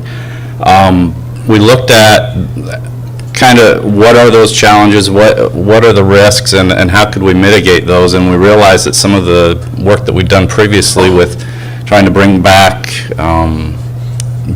non-cooperative spacecraft to deorbit them, we could apply that technology to this problem and kind of get a real simple high TRL solution. And it's essentially, like you just saw, a daughter ship that grabs on, that performs the capture and the de-spin, and then releases itself. Real straightforward. It could be used as a tow rope. We don't think that's really the right approach, but you don't have to let it go. But anyway, you'll see that the simple approach is you launch the small spacecraft. After the small spacecraft has been deployed, bring out so you're aligned with the spin axis so you can see everything, and if you're remotely controlling the small spacecraft, you can do that, or you can just see what's going on, or more importantly, get out of the way, because a long tether is going to start swinging around pretty quick. The system, which again, you've seen graphics that look like this all day. This is actually a picture of hardware, though it looks like a graphic, but that is hardware that we've tested. That deploys out using inflatable booms, deploys a net out. We chose a net because, well, it's just easier to see what's going on, and for the initial applications where we were just trying to grab onto spacecraft, it worked fine. The main reasons for going that route for us were a net compacts much smaller, and we were looking at using very, very small, like CubeSat scale spacecraft to grab onto very large spacecraft. So though we looked at using a bag or something of that nature to capture debris, it just doesn't pack as well as a net, which can have a very sparse, low density construction. I also worked on a fishing boat, and this was my comfort zone. This is kind of where this whole concept came to us 13 years ago, is I was like, oh, I know how to grab onto something. I put a net around it, and then I cinch the end. That's real easy. So that's kind of where we came up with this approach many years ago. You can see it just grabs on, the net cinches up, and now it starts rotating. And at this point, we really don't care if it's banging up the spacecraft a little bit, whatever. There are some elements in the way that the booms terminate that will give some stability, but rather quickly, we're going to start deploying the tether. Now, I say quickly, we're going to start deploying the tether soon, but the deployment itself is probably going to take on the order of days. It's going to be done real slow, real gentle, and it's essentially a yo-yo de-spin device. There's no fancy math here or anything. I mean, there is. I think there it is right there. It's not that exciting, and I think there is a typo here. I think that relationship gets it down to 0.1 degree per second. The system, again, previous presentation covered all this, so I really won't get into it too much. See, it's pretty straightforward stuff. At the end, we say just let it go. You can imagine, again, for graphical reasons, we used a net in this picture, but if this was a membrane instead of a net, you basically have now grabbed onto the thing, you've bagged it, you just come up and dock with that. There's nothing else to do. There's not a need for another enrobing process. We've already bagged it up and sealed it up. So the end body, the anchor element, or where we released it, is where you would grab onto it with the mothership. And there you can see it docks to the end of that net. And again, this is the artist's conception. This is a picture of real hardware that we built. This is, if you're familiar with it, this is sized to be a 3U CubeSat. You can see it's a paintball air tank sticking out the end because it was just some prototype hardware that we built. Developed a long time ago. And it, again, used inflatable booms because that seemed to be the simplest way to make something that packages very small. I think there've been a lot of interesting approaches that have been described here. I don't think it has to be an inflatable boom, but this, for us, for making a very small, compact system, this worked very well. And by properly making the boom, we actually get this natural arcing shape. It worked out really well. So, again, because of my background, I just said, well, we'll just cinch it around the end. But the cinch lines, which come from the winch in here, go up here and then connect between the three arms. When it gets done cinching around the end, then you release the gas from the tubes, and then it collapses and just grabs on and holds very tightly and makes a very strong capture. And here is some testing, and I hope the video's not playing because it's just terrible. We'll see. Okay, I'll go hands off. So here's an early test, and this was kind of an early flight on a Zero G Corporation flight. It was it was actually their very first tourist flight. I think their second day of operation. And you can see it was pretty straightforward. We were limited on how big we could build the thing because of the size of the aircraft. And then on the other picture there, you can kind of see in the lower right, you can see the picture from inside the capture thing, picture-in-picture thing, and you can see how it grabs on. And once it grabs on, it's okay that the thing bounces around in there for this application.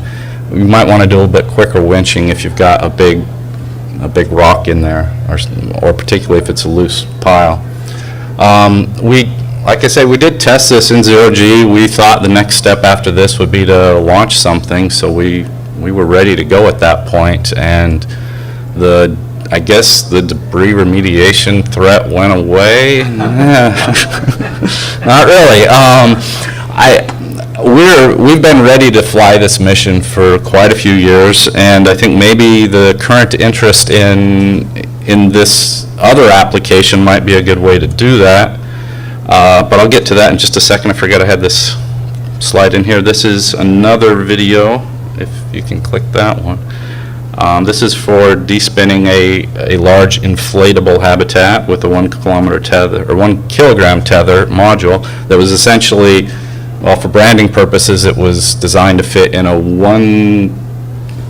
a 1U CubeSat form factor, but it was really a 7-Up can. And so it was a very small system, and this is obviously a sped-up simulation. At Tethers Unlimited, we have quite a bit of tether simulation experience as well as a lot of hardware experience, so we kind of mix both, and we work with the guys at Marshall quite a bit. Yeah, I think one of my pictures was in the presentation we just saw of the Zero G test. That was my hardware being tested by one of my engineers. Anyway, that's kind of getting boring. The point here, though, is that a real small, simple tether system can despin a very large object. You see this with yo-yo despin devices all the time. It's really not a huge problem. I do agree that there is extra challenge when you say, all right, now I'm going to have 2 spacecraft, but in reality, if we're going to go out and exploit asteroids and interact with the solar system, we've got to be willing to step up to having a small spacecraft that's part of our system. I just don't see that as a valid concern that, oh geez, more complexity. This is NASA, right? Let's do the hard things. Here's a little bit more on some tether stuff. Here's about what we're looking at for a tether spool. Oh, yeah, okay, same picture as you saw previously. This is a tether deployer that we did that was it was a braked tether. we'd launch out an end body, and then there was a kind of a pinch roller tortuous path mechanism that deployed out the tether in a controlled way. Here's our tether deployer off of a 3U CubeSat experiment we did a few years ago, quite a few years ago, 10. Here's a kind of interesting experiment working on right now, and all of you that are at JPL that want to help support this stuff. This is a Phase 1 SBIR that we're turning in the Phase 1 final report and Phase 2 proposal tomorrow, and it's for an asteroid sampling mission, but a lot of the same technologies. We launch out a tether, and then we reel it back in with the sample. Kind of fun stuff we're doing again with JPL. And again, I'm just going to point out the high TRL of this. It was mentioned earlier that we need to look for some early experiments that we can kind of get the momentum going and make things happen. We really believe that we've got something there.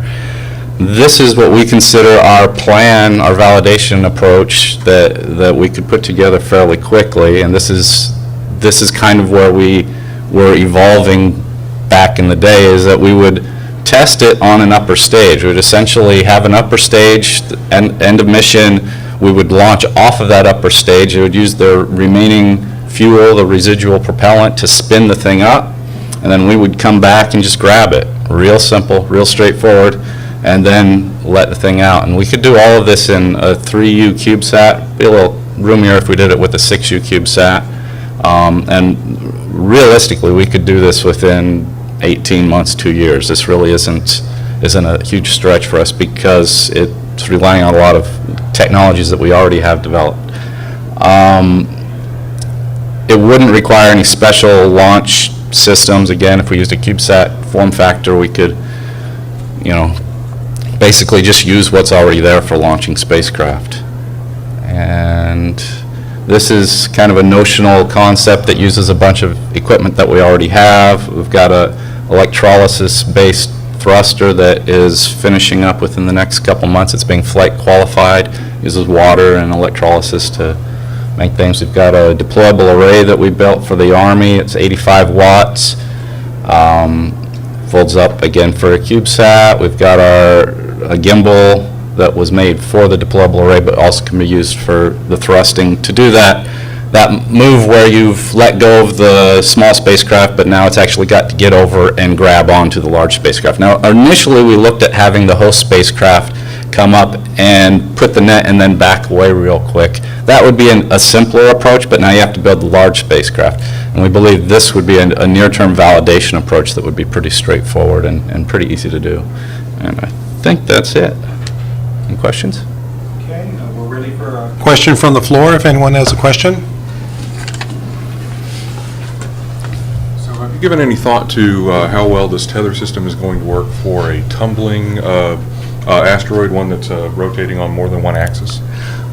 Haven't thought a lot about it in our modeling. We went pretty straightforward with that, but I really don't see that as much of an issue. It's really just a moment arm thing. It's still going to spin, and as long as if we're coming off the side and there's no moment arm because we're just wrapping around this way, that would be really improbable that you would see that condition purely. If it was pure spin, we'd put ourselves properly. If it was a combined thing, we'd take out most of it in one, and then there'd be a little bit of a moment arm issue in the other axes, but I think it would despin. But I think that would be a great simulation effort to look into fairly soon. So you think most of the rotation would be in a primary axis? I think you could find a good capture point that allows you to deal with the majority of the energy.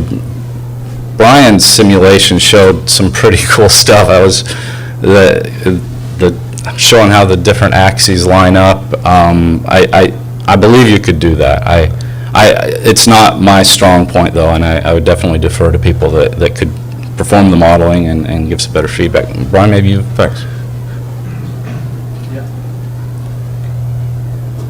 Yeah, I think that you're right. There certainly exists a point somewhere on the surface, in fact, a whole annulus of points that where you could basically despin, and detumble from a mass, a yo-yo, basically at that point. Yeah.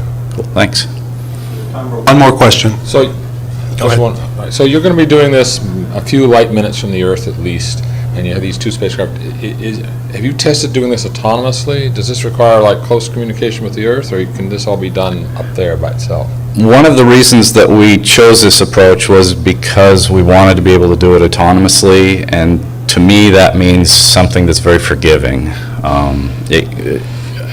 You need an opening that's large, you need something that's smooth and capable of just kind of being very forgiving. And I believe that you could do that pretty straightforward. And where you saw the picture-in-picture video, that was basically trying to assess how well we could target something just using a bore-sighted camera right in the middle of the arms. And it looked real easy. At the time, we were working with SAIC, and they pretty much said, yeah, don't worry about that part. If you can see it, you can see. I wish we had another video. I think I might have it on my laptop that shows a simulation of a targeting thing. It looks very, very, I don't know, Terminator-esque, in that here's some crosshairs following it around, but it should be pretty straightforward to capture this large object. It's the only object in the field of view. As long as your arms and your opening on your net are large enough to accommodate your lack of ability to target. All right, well, thank you. Thank you very much.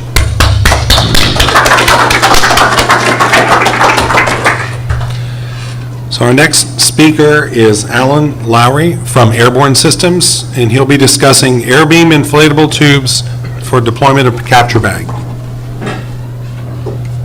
So I am the inflatables guy you were worried about offending. I'm not offended, and I think when you see our presentation, you'll see the kind of inflatables that we're talking about are really non-traditional and very well suited to this application. When we looked at the requirements, we did an assessment, and these are some of the top-level requirements, and we thought that this lended itself very well to a technology that we have called AirBeam, and I'll describe that a little bit later. But large deployed size, and our concept looks similar to some of the other ones we've seen. It's approximately 17 meters in diameter, the mouth of the opening. But yet it has to be packed into a very small volume, densely packed to a size that fits within the payload fairing of the rocket. Has to have very high strength and high stiffness. When it's deployed, it has to be a very predictable geometry. It has to have sufficient stiffness, and it has to absorb the transfer momentum from the asteroid to the spacecraft. In other words, it has to be very strong to deal with that, the loads and momentum that be transferred through this structure. It has to be durable, and this bag is going to be in friction with this asteroid. There's going to be relative motion there, so it needs to be able to handle that abrasion that will take place in that friction. Also, a very important attribute of this is it needs to be testable in 1G. It needs to be a very reliable system. There's going to be a lot of money at stake here, and this thing has to work. And so it needs to be able to be tested on the ground, 1G, and maybe be deployed multiple times to prove that it works as expected. Also, has been mentioned many times, has to be a high maturity, high technical maturity, and something that can be developed and demonstrated within a period of 24 to 30 months or so. And so I'm going to talk a little bit about what is an airbeam. So one thing I learned in kindergarten is to bring show and tell. So this is an airbeam. This is a braided structure. The fibers could be Kevlar, Vectran, Technora, Xylon, the Aramid type fibers. And it has a gas barrier inside of it. And the unique feature is it has axial members, axial cords, axial straps. And that's what gives it the bending stiffness. This is probably inflated to 5 or 6 psi, and it's a very stiff structure. And I can buckle it, and it returns to its original position without any damage. And so as we talk about this application, a lot of load would go into this structure, and it would have to deal with a lot of, it not only does it have to be stiff, but it has to be compliant as well, and not result in severe damage or, ruin of the structure. This technology is very dimensionally stable and accurate. We can predict very closely what the deployed shape is going to be. It also can be designed to change its shape in relation to the inflation pressure. Also, as you can imagine, with these axial cords, if I shorten the cords or straps on one side, lengthen them on the other, I can create a curved surface. Or I can create ultimately a torus with this technology as well. And you can see the various applications that we've used in the past at Airborne Systems. We've built over 10,000 of these air beams.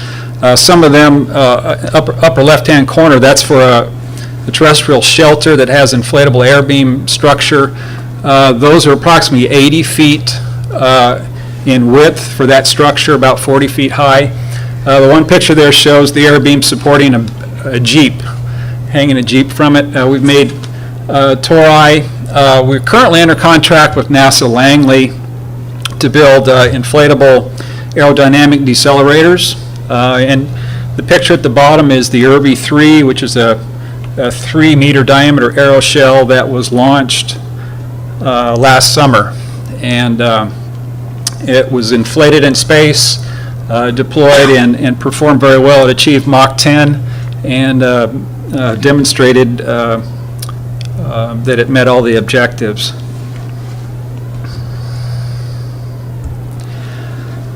Okay. Our design, again, looks very similar to some of the other ones. In looking at the potential geometry of the asteroid, we created a funnel-type structure that could accommodate a wide range of shapes of asteroids.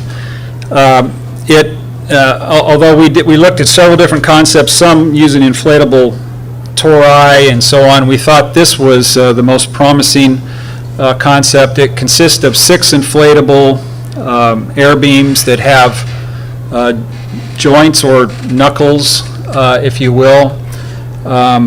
They're about 18 inches in diameter, about 19 meters long. The asteroid containment bag, again, is a Vectran material, very resistant to abrasion. And so as the air beams deploy, they put that bag in tension and hold the bag open to its required geometry. We've included an impact attenuation device at the lower end that once you contain the asteroid and pull it into the spacecraft, that would mitigate any kind of impact loads to the spacecraft. And then in the base of this would be housed cinching motors, possibly 3 of those, and the inflation system, which would consist of nitrogen gas. Our estimate is about 400 kilograms. This is a very rough estimate, not really understanding fully what all the loading might be. We think it's conservative. In the right-hand corner, you can see the structure in the cinched configuration. And so with these winches, we have circumferential winches, not winches, but cinches. And so we would have one at the mouth and possibly one part way down the structure. And once the asteroid is enveloped, those cinches would be pulled tight. We would envelop, and in that process, these beams probably would buckle. And that's why I kind of pointed that out, that in the right-hand corner picture there, in the cinch configuration, you would have some buckling and compliance of the structure, but it would be able to tailor itself to fit the asteroid and be able to take the load that would be imparted in it. It could be torsional or lateral loads, and once that momentum is transferred to the spacecraft, the system would sort of realign itself and center the asteroid to the spacecraft.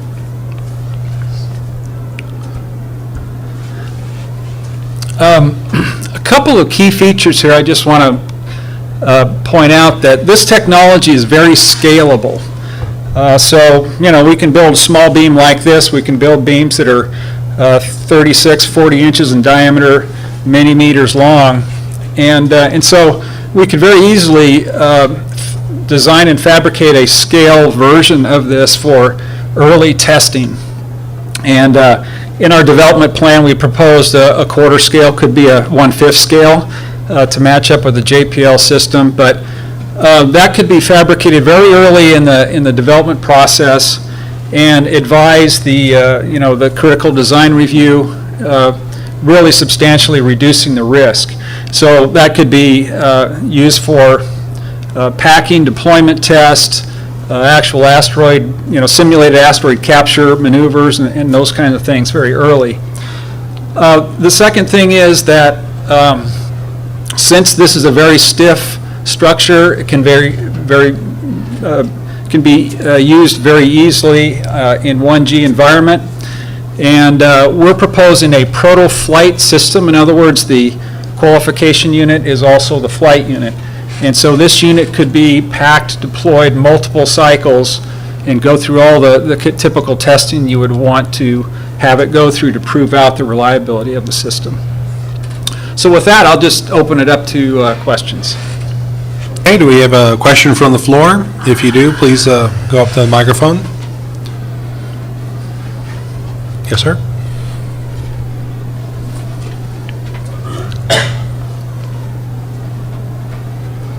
Several people have discussed the scalability of these various concepts, and you also, and when I look at the mission as defined by NASA, and we're talking about this relatively large object that we're all struggling to figure out how we're going to de-spin it, is there really that much value in grabbing one large object and, what's the distinction between the interior of that large object, which really doesn't provide you much value? Would it maybe be more valuable to go out and collect a whole garden of variety of smaller asteroids and deal with asteroid capture at a much more manageable scale?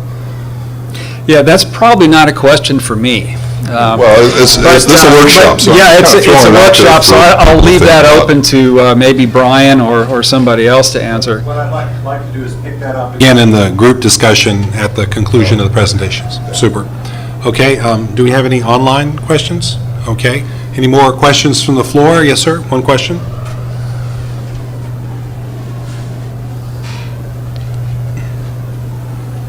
So I thought that was very cool, but I was a little surprised at the end, your recommendation for doing this as a proto-flight. What was driving you to that recommendation? Well, it's certainly reduced cost and schedule, and so that was probably the primary reason we put that in there. It's certainly not necessary. If there's sufficient time and money in the program, we could build a dedicated flight unit. If that's what the program wanted to do. Okay, so it sounds like, is this a very expensive proposition to make a crawl unit, another one, or it sounds like it's you're trying to I would say save money? not. I don't know for a fact what the expenses of some of the other concepts were, but this is very, I would say, less complex than many of the other concepts, and so I would think it would tend to be less expensive. That's just a thought process we had there, that you could do that with this if you chose to. Okay. Sure. All right, any other questions from the floor?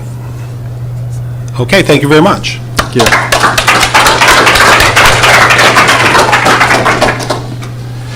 So we're going to move on to our final presentation. Howard Eller from Northrop Grumman will be talking about asteroid redirection vehicle with SEP and Astromesh-based capture mechanism. Sounds great. Thank you for the invitation. It's good to be here. Good to see everybody. I appreciate my position at the end, having been able to integrate some of the other presentations. And I think this is an integrated presentation. If you're not familiar with Northrop Grumman, we're a small aerospace company.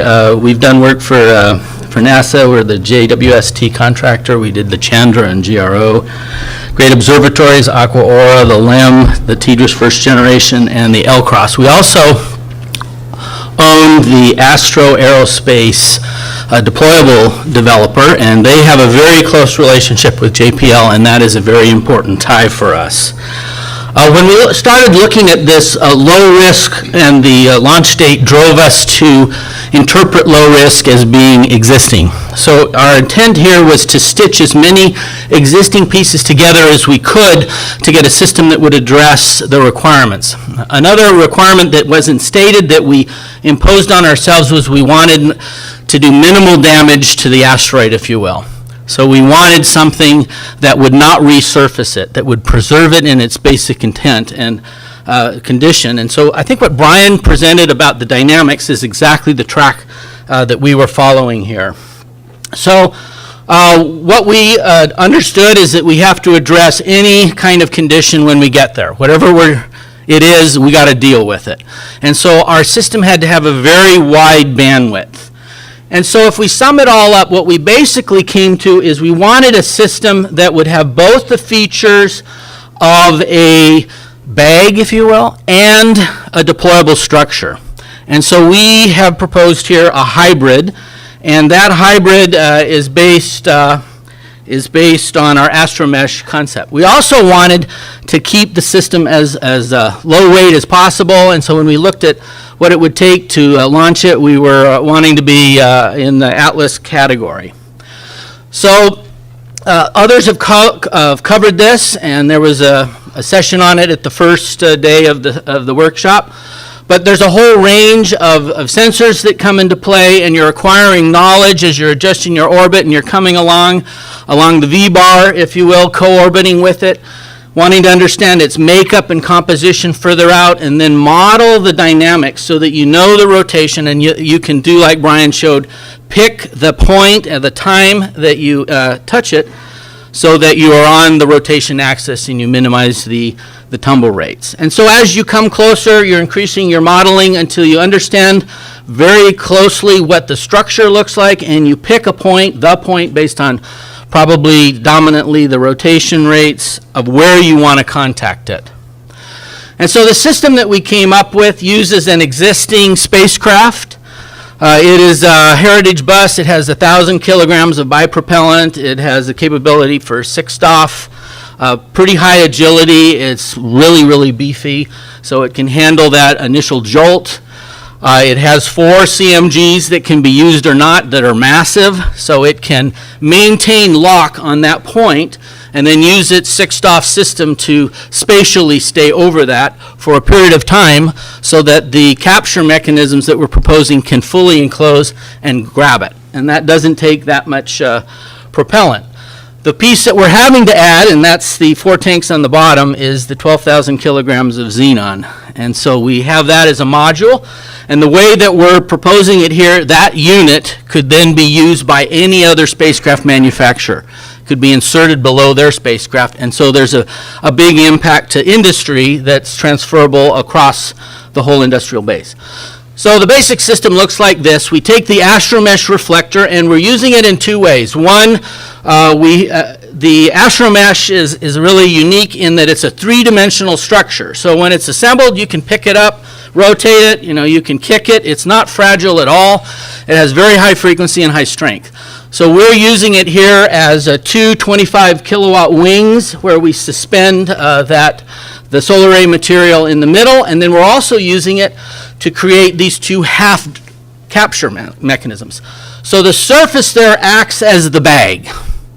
So that's part of the hybrid. The other part is that you can close this very quickly.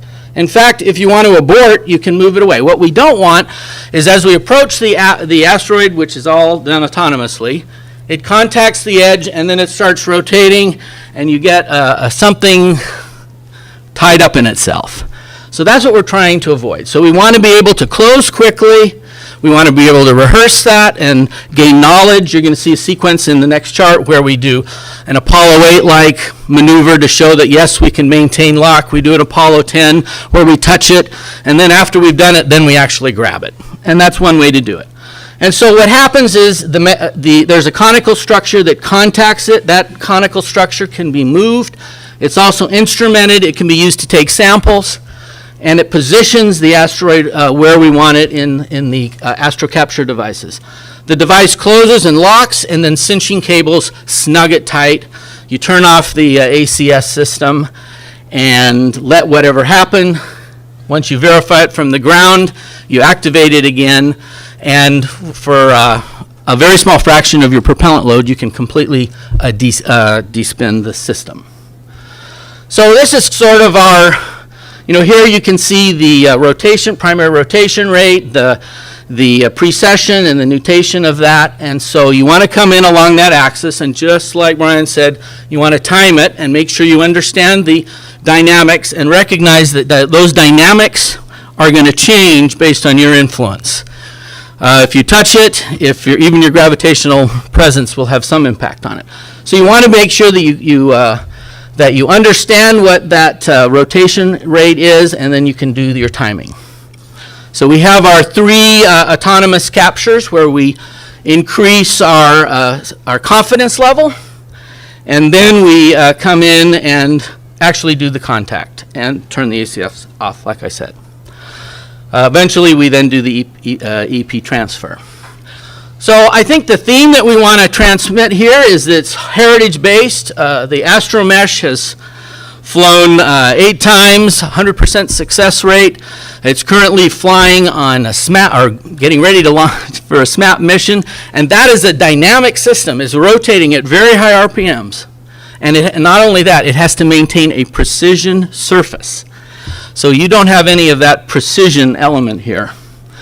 And so you match the rotation so that it becomes a much smaller problem. You're just grabbing it now because your spacecraft is rotating with the primary rotation rate, and then you're slewing during just that period that you're grabbing it. And then you can eventually then you bag it. And so now you don't send debris and you know what the condition is. So you only capture it after the asteroid is in place. It's where you want, and you have a abort capability if the system so chooses. So that's our input to the workshop, and are there any questions? Do we have any online questions? Okay, we're open for questions from the floor. If anyone has a question, just step up to the mic. John. Go ahead, sir. To the mic.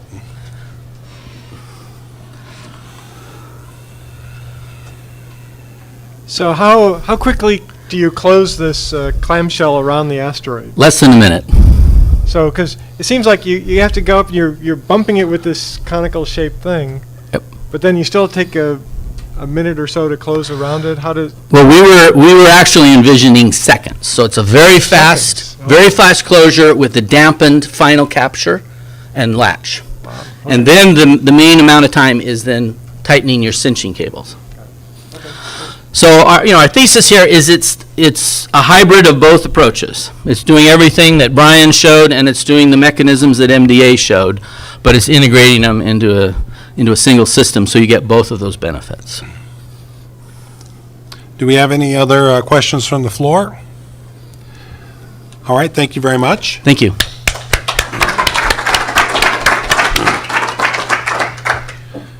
So we're, again, running ahead of schedule, which is always nice. I wanted to bring up Brian Muirhead, who's been leading the JPL team in the overall redirect vehicle development, and he had a few charts he wanted to share with the group. After he finishes his talk, then we'll have an open discussion here for the remainder of the session. Thanks, Andre. Appreciate the opportunity here.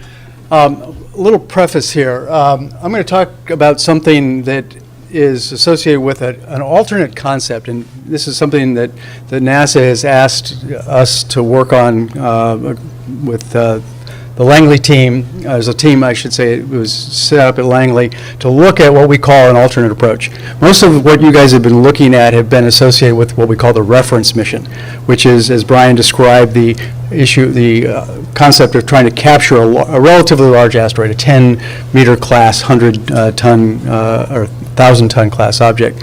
But Dan and his team have been looking at an alternative approach, which is the idea of picking up a relatively smaller asteroid off a large asteroid, something that might be a few meters in size, a few tens of tons, and bringing that back.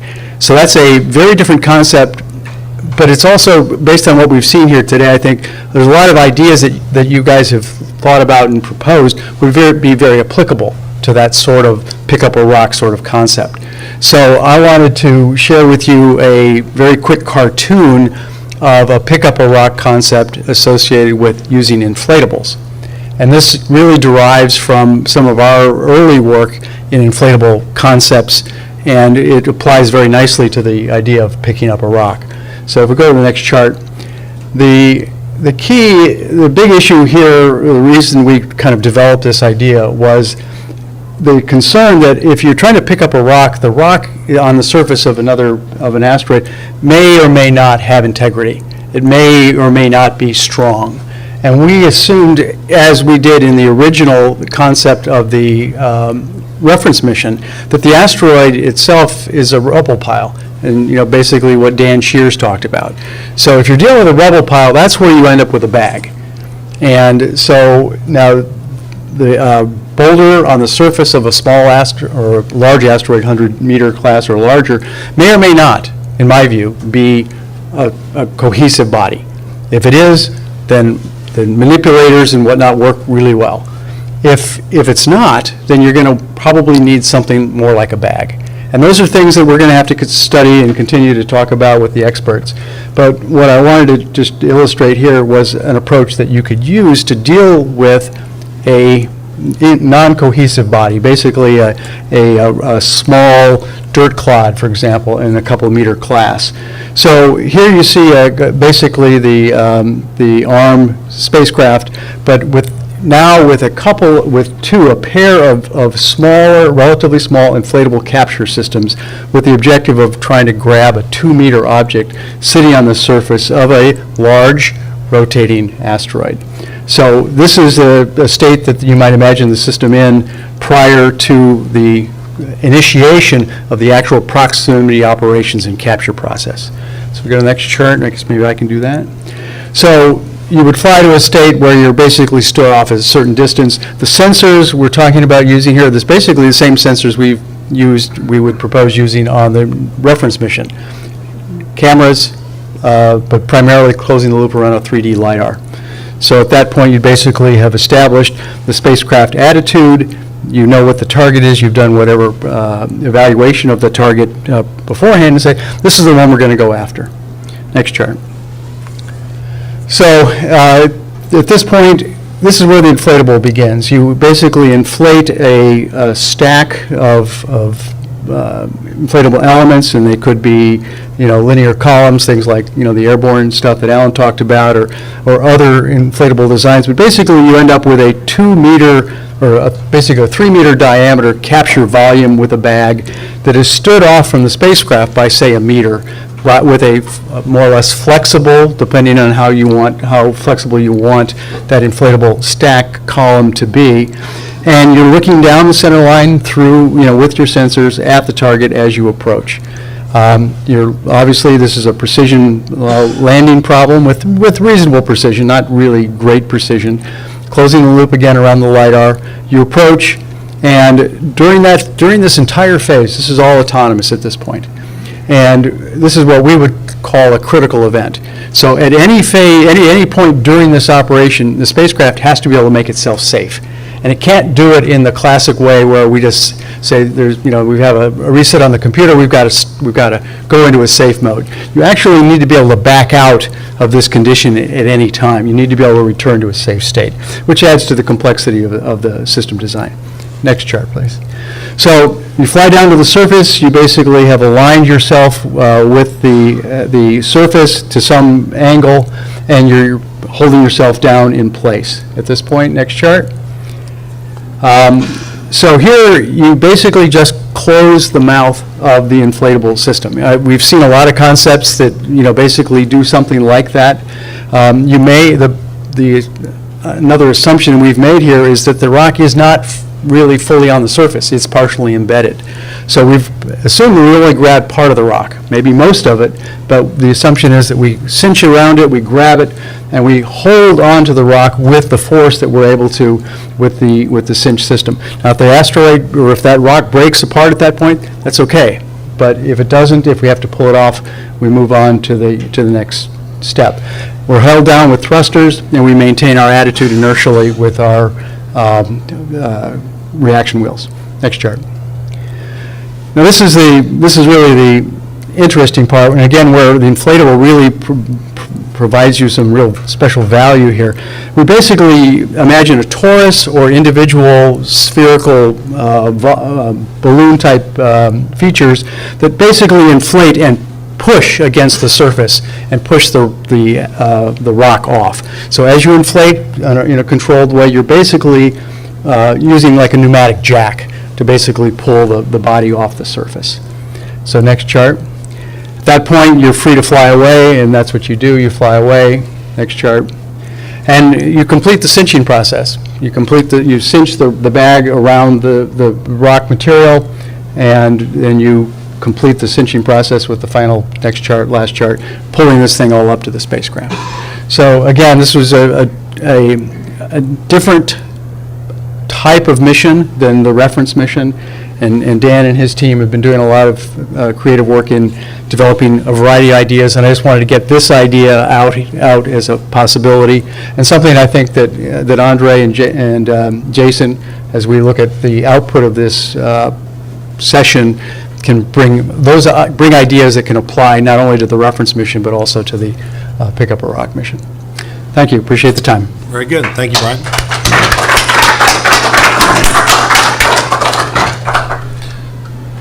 All right, we're at the open discussion session to kind of provide a seat input there. If I could bring my presentation back up, please.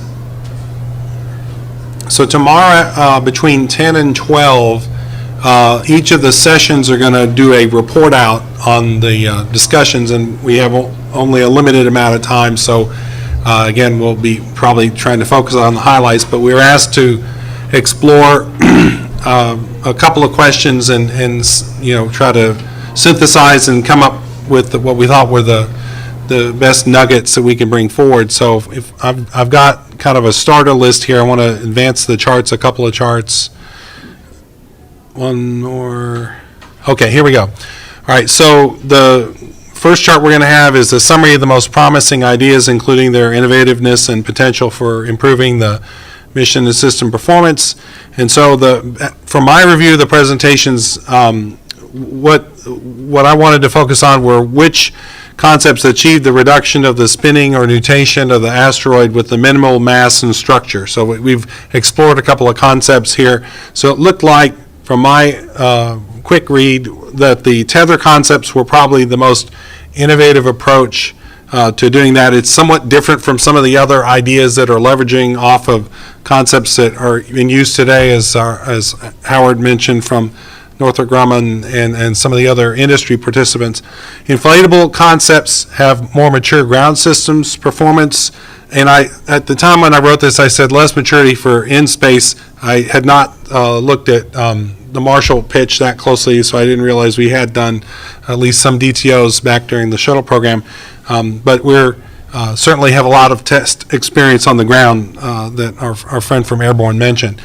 The deployable structures and robotics concepts, I think, could provide potentially greater control authority. I think certainly if we're dealing with a monolithic asteroid, that's definitely an advantage.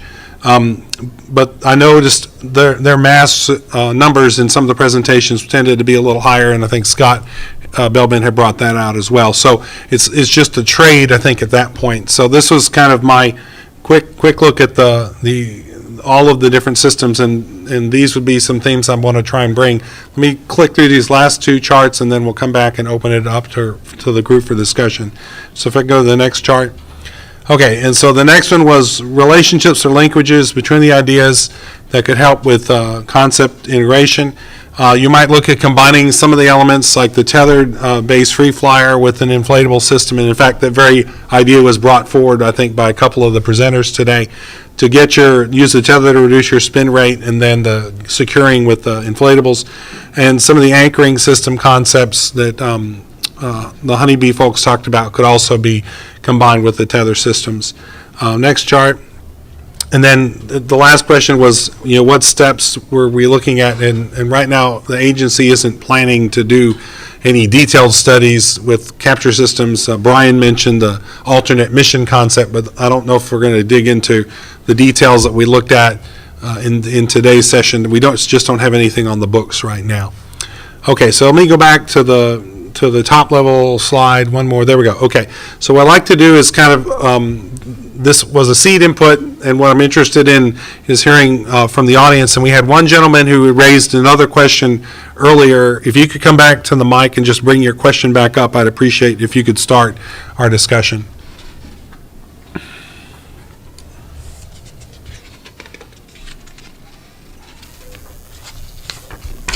Yeah, thank you. My question essentially had to do with the scale of the object that we're going to get, and the scalability of the technologies that are used to go and capture that thing, and the relative value of collecting one large object and exploring the surface of it versus collecting many smaller objects and essentially having more of a cross-section of different types of asteroids that might be both easier to capture as well as offer more science value. So Brian Wilcox, could you give us a little perspective on that? And then maybe Brian Muirhead as well from the alternate. Certainly getting a variety of objects would be great. The problem is that space is a big place and they're not generally in the same orbit. And so when you find an object, in an orbit that is suitable for this mission, which, let me just remind the audience that, we need a V infinity with respect to the Earth of a few kilometers a second or less. And that's only a small fraction of the total objects, well under 10% of all the asteroids, near Earth asteroids are in that category. When you find one, the chances of finding a number of them in kind of the same orbit would be a very unusual. And so you're kind of stuck with, picking individuals in the sky and saying, okay, we're going to go after that one because the delta V to go to many in sequence would be very large. So typically the outbound delta V is 3 or 4 kilometers a second, but the return delta V is only 150 meters a second. That is, you only change the velocity of the 1,000-ton rock by 150 meters per second to get it to do the lunar gravity assist that captures it into the Earth-Moon system. And so if you had to pick up a rock and then do another several kilometers a second to another rock, that would be just prohibitive. And Mr. Muirhead, if you could give us a thought. I'll give you the non-technical answer. That's a very different type of mission. You can imagine that at some point NASA would say we would like to do a multi-target science mission in which we use solar electric propulsion and fly to as many targets as we can, and maybe we could do several, but you're not talking about bringing back a lot of mass. So you'd be bringing back relatively small objects and picking them up, and maybe it would be a relatively long mission. But you take something like OSIRIS-REx, which is to a single target, you could imagine going to multiple targets. And so that is, again, a very different mission than what we've been asked to do with this mission, which is to bring back, a significant piece of an asteroid or a full asteroid to cislunar space for human exploration. Thank you, Brian. Okay, so now it's going to be pretty free-form. What I'd like to spend at least the next 10 or 12 minutes doing is just asking for anyone who wants to share their thoughts, your own integration, so to speak, of what we've listened to this morning, and just share your thoughts about where you think, in terms of technology development, or what we might want to consider for this. So please go ahead. Marshall Eubanks here. So I had a couple of thoughts, literally. Things I didn't see people mention. We know that about 4% of the NEOs 4% of the NEOs are known binaries. So the actual number of binaries is higher. I would say probably 10 to 20% is a reasonable number. And unless you do good radar in advance, it's unclear whether you'll be able to detect that before you actually send a spacecraft there. So I think people need to think a little bit about the implications of going to a 100-ton rock and having a 5-ton rock orbiting around it at maybe, a meter a second or something like that. Fairly slow velocity, but certainly not anything you'd want to hit your spacecraft with. So that's one thing. Oh, and you might, and I think personally, just to say, well, we're going to go all that way, and then, oh, it's a binary, so we can't do anything, is not really the acceptable answer there. The acceptable answer might be, we got to know before we go, but to just say, well, we'll can the mission, I think is just not that politically acceptable. And the other thing is, the typical rotational velocity of the equatorial matter on these bodies is about 10 centimeters per second. They tend to be fast rotators. Now, of course, you could systematically go to a slow rotator, but if you just pick one at random, like, for example, ones that have low delta V relative to the Earth, you're likely to get something about 10 centimeters a second, and that's a reasonable number either for the tiny guys, the 1 or 2 meter guys or 5 meter guys that spin more rapidly, or the 100, 150 meter guys where you're going to pick a rock off because they tend to spin a little slower.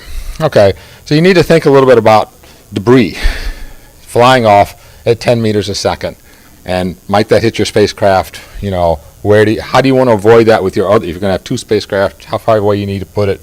You know, does it need to have active avoidance? I think in principle you might be able to predict, but you're talking about things that are oddly shaped, that have odd, potentially odd internal stress abilities. There may be rubble piles with van der Waals forces that stick here but not there, all that kind of stuff. So you don't really know where debris might go. And it seems to me, most people wouldn't want to have 10 pebbles thrown at their spacecraft at 10 centimeters a second. It's fairly slow, but it's not that slow. And Okay. so those are just 2 things I didn't hear anybody mention, and I think people need to keep them in mind. So even if in other words, just even if you're grasping around a small body, you may not grasp that cleanly. A little bit may get away, and so you still may have debris flying around at those kind of velocities. Okay, thanks, Marshall. Appreciate it. Howard? Just a couple of points. One would be a theme that if it isn't a rubble pile, the capture mechanism or approach shouldn't make it a rubble pile. And then many of them are glued binaries. When you look at them, you can see, oh, this was one and that was one, and over the course of time, they've merged. And so you have a sort of an issue there that they could unmerge while you're doing the capture, and that would, as was said just recently. The other one would be don't leave a trail. Okay. Don't leave breadcrumbs across the... Don't be a space polluter. Yeah. All right, very good. Andre, I'd respectfully request that you rephrase that last bullet. Certainly. I think in our assessment of deployable structures, we found that they are actually lighter than inflatables. And so I would... All right, that's Just one like of the you to reasons consider why, that. this is one of the reasons why I wanted to put it out, because I anticipated I'd get some good feedback from some of the participants. All right? Maybe we should say there's debate about that. That's fine. That's a good point, James. Well, remember, this is an open discussion, so part of the reason of having a seed input is to stimulate discussion. So if you'll take it in that spirit, That's fine. I appreciate it. Yes, sir. Sort of along the lines of what the previous, for this gentleman's comment was, I think it's important when people analyze these capture mechanisms that they don't just think about, what's happening with that mechanism itself, but what forces and stresses and strains they're actually placing on the object that they're grappling with. Because since we don't understand the strength and the surface morphology, et cetera, of these boulders and the like, some of these activities may actually, put a lot of stress, a lot of pressure on that body that could disaggregate it or wipe, fine materials off the surface. Other approaches may actually treat it a little more gently. And that should probably be an important discriminator between the different types of approaches that you would ultimately develop. And I would share with you, as Scott Bellman mentioned earlier, I participated and helped lead a team this summer in looking at analysis of alternatives for capture systems. And one of the concerns we had was where we're going to break up the rock, as we sought to capture envelopment. So we did identify that as a potential area for study. Right, because you could run into environmental issues where if you rub a bunch of fine dust off the surface, that would then potentially contaminate some parts of the spacecraft, et cetera. Right. Very good. Okay, next input. Yes. Just one thing. Online, there's been a discussion on the problems or the issues of bringing an asteroid and docking it to the ISS. I believe there's a misunderstanding, and it may be good to actually clarify what the goal is once we capture the asteroid as to what we would do with it. So I would say at the policy level, which was, I think, covered well in the initial workshop, the goal is to, once we've captured the asteroid and returned it to the Earth-Moon system, is to send our astronaut team out to do some exploration, some sample collection, and then return those samples back to Earth for analysis. So one of the reasons that the policy and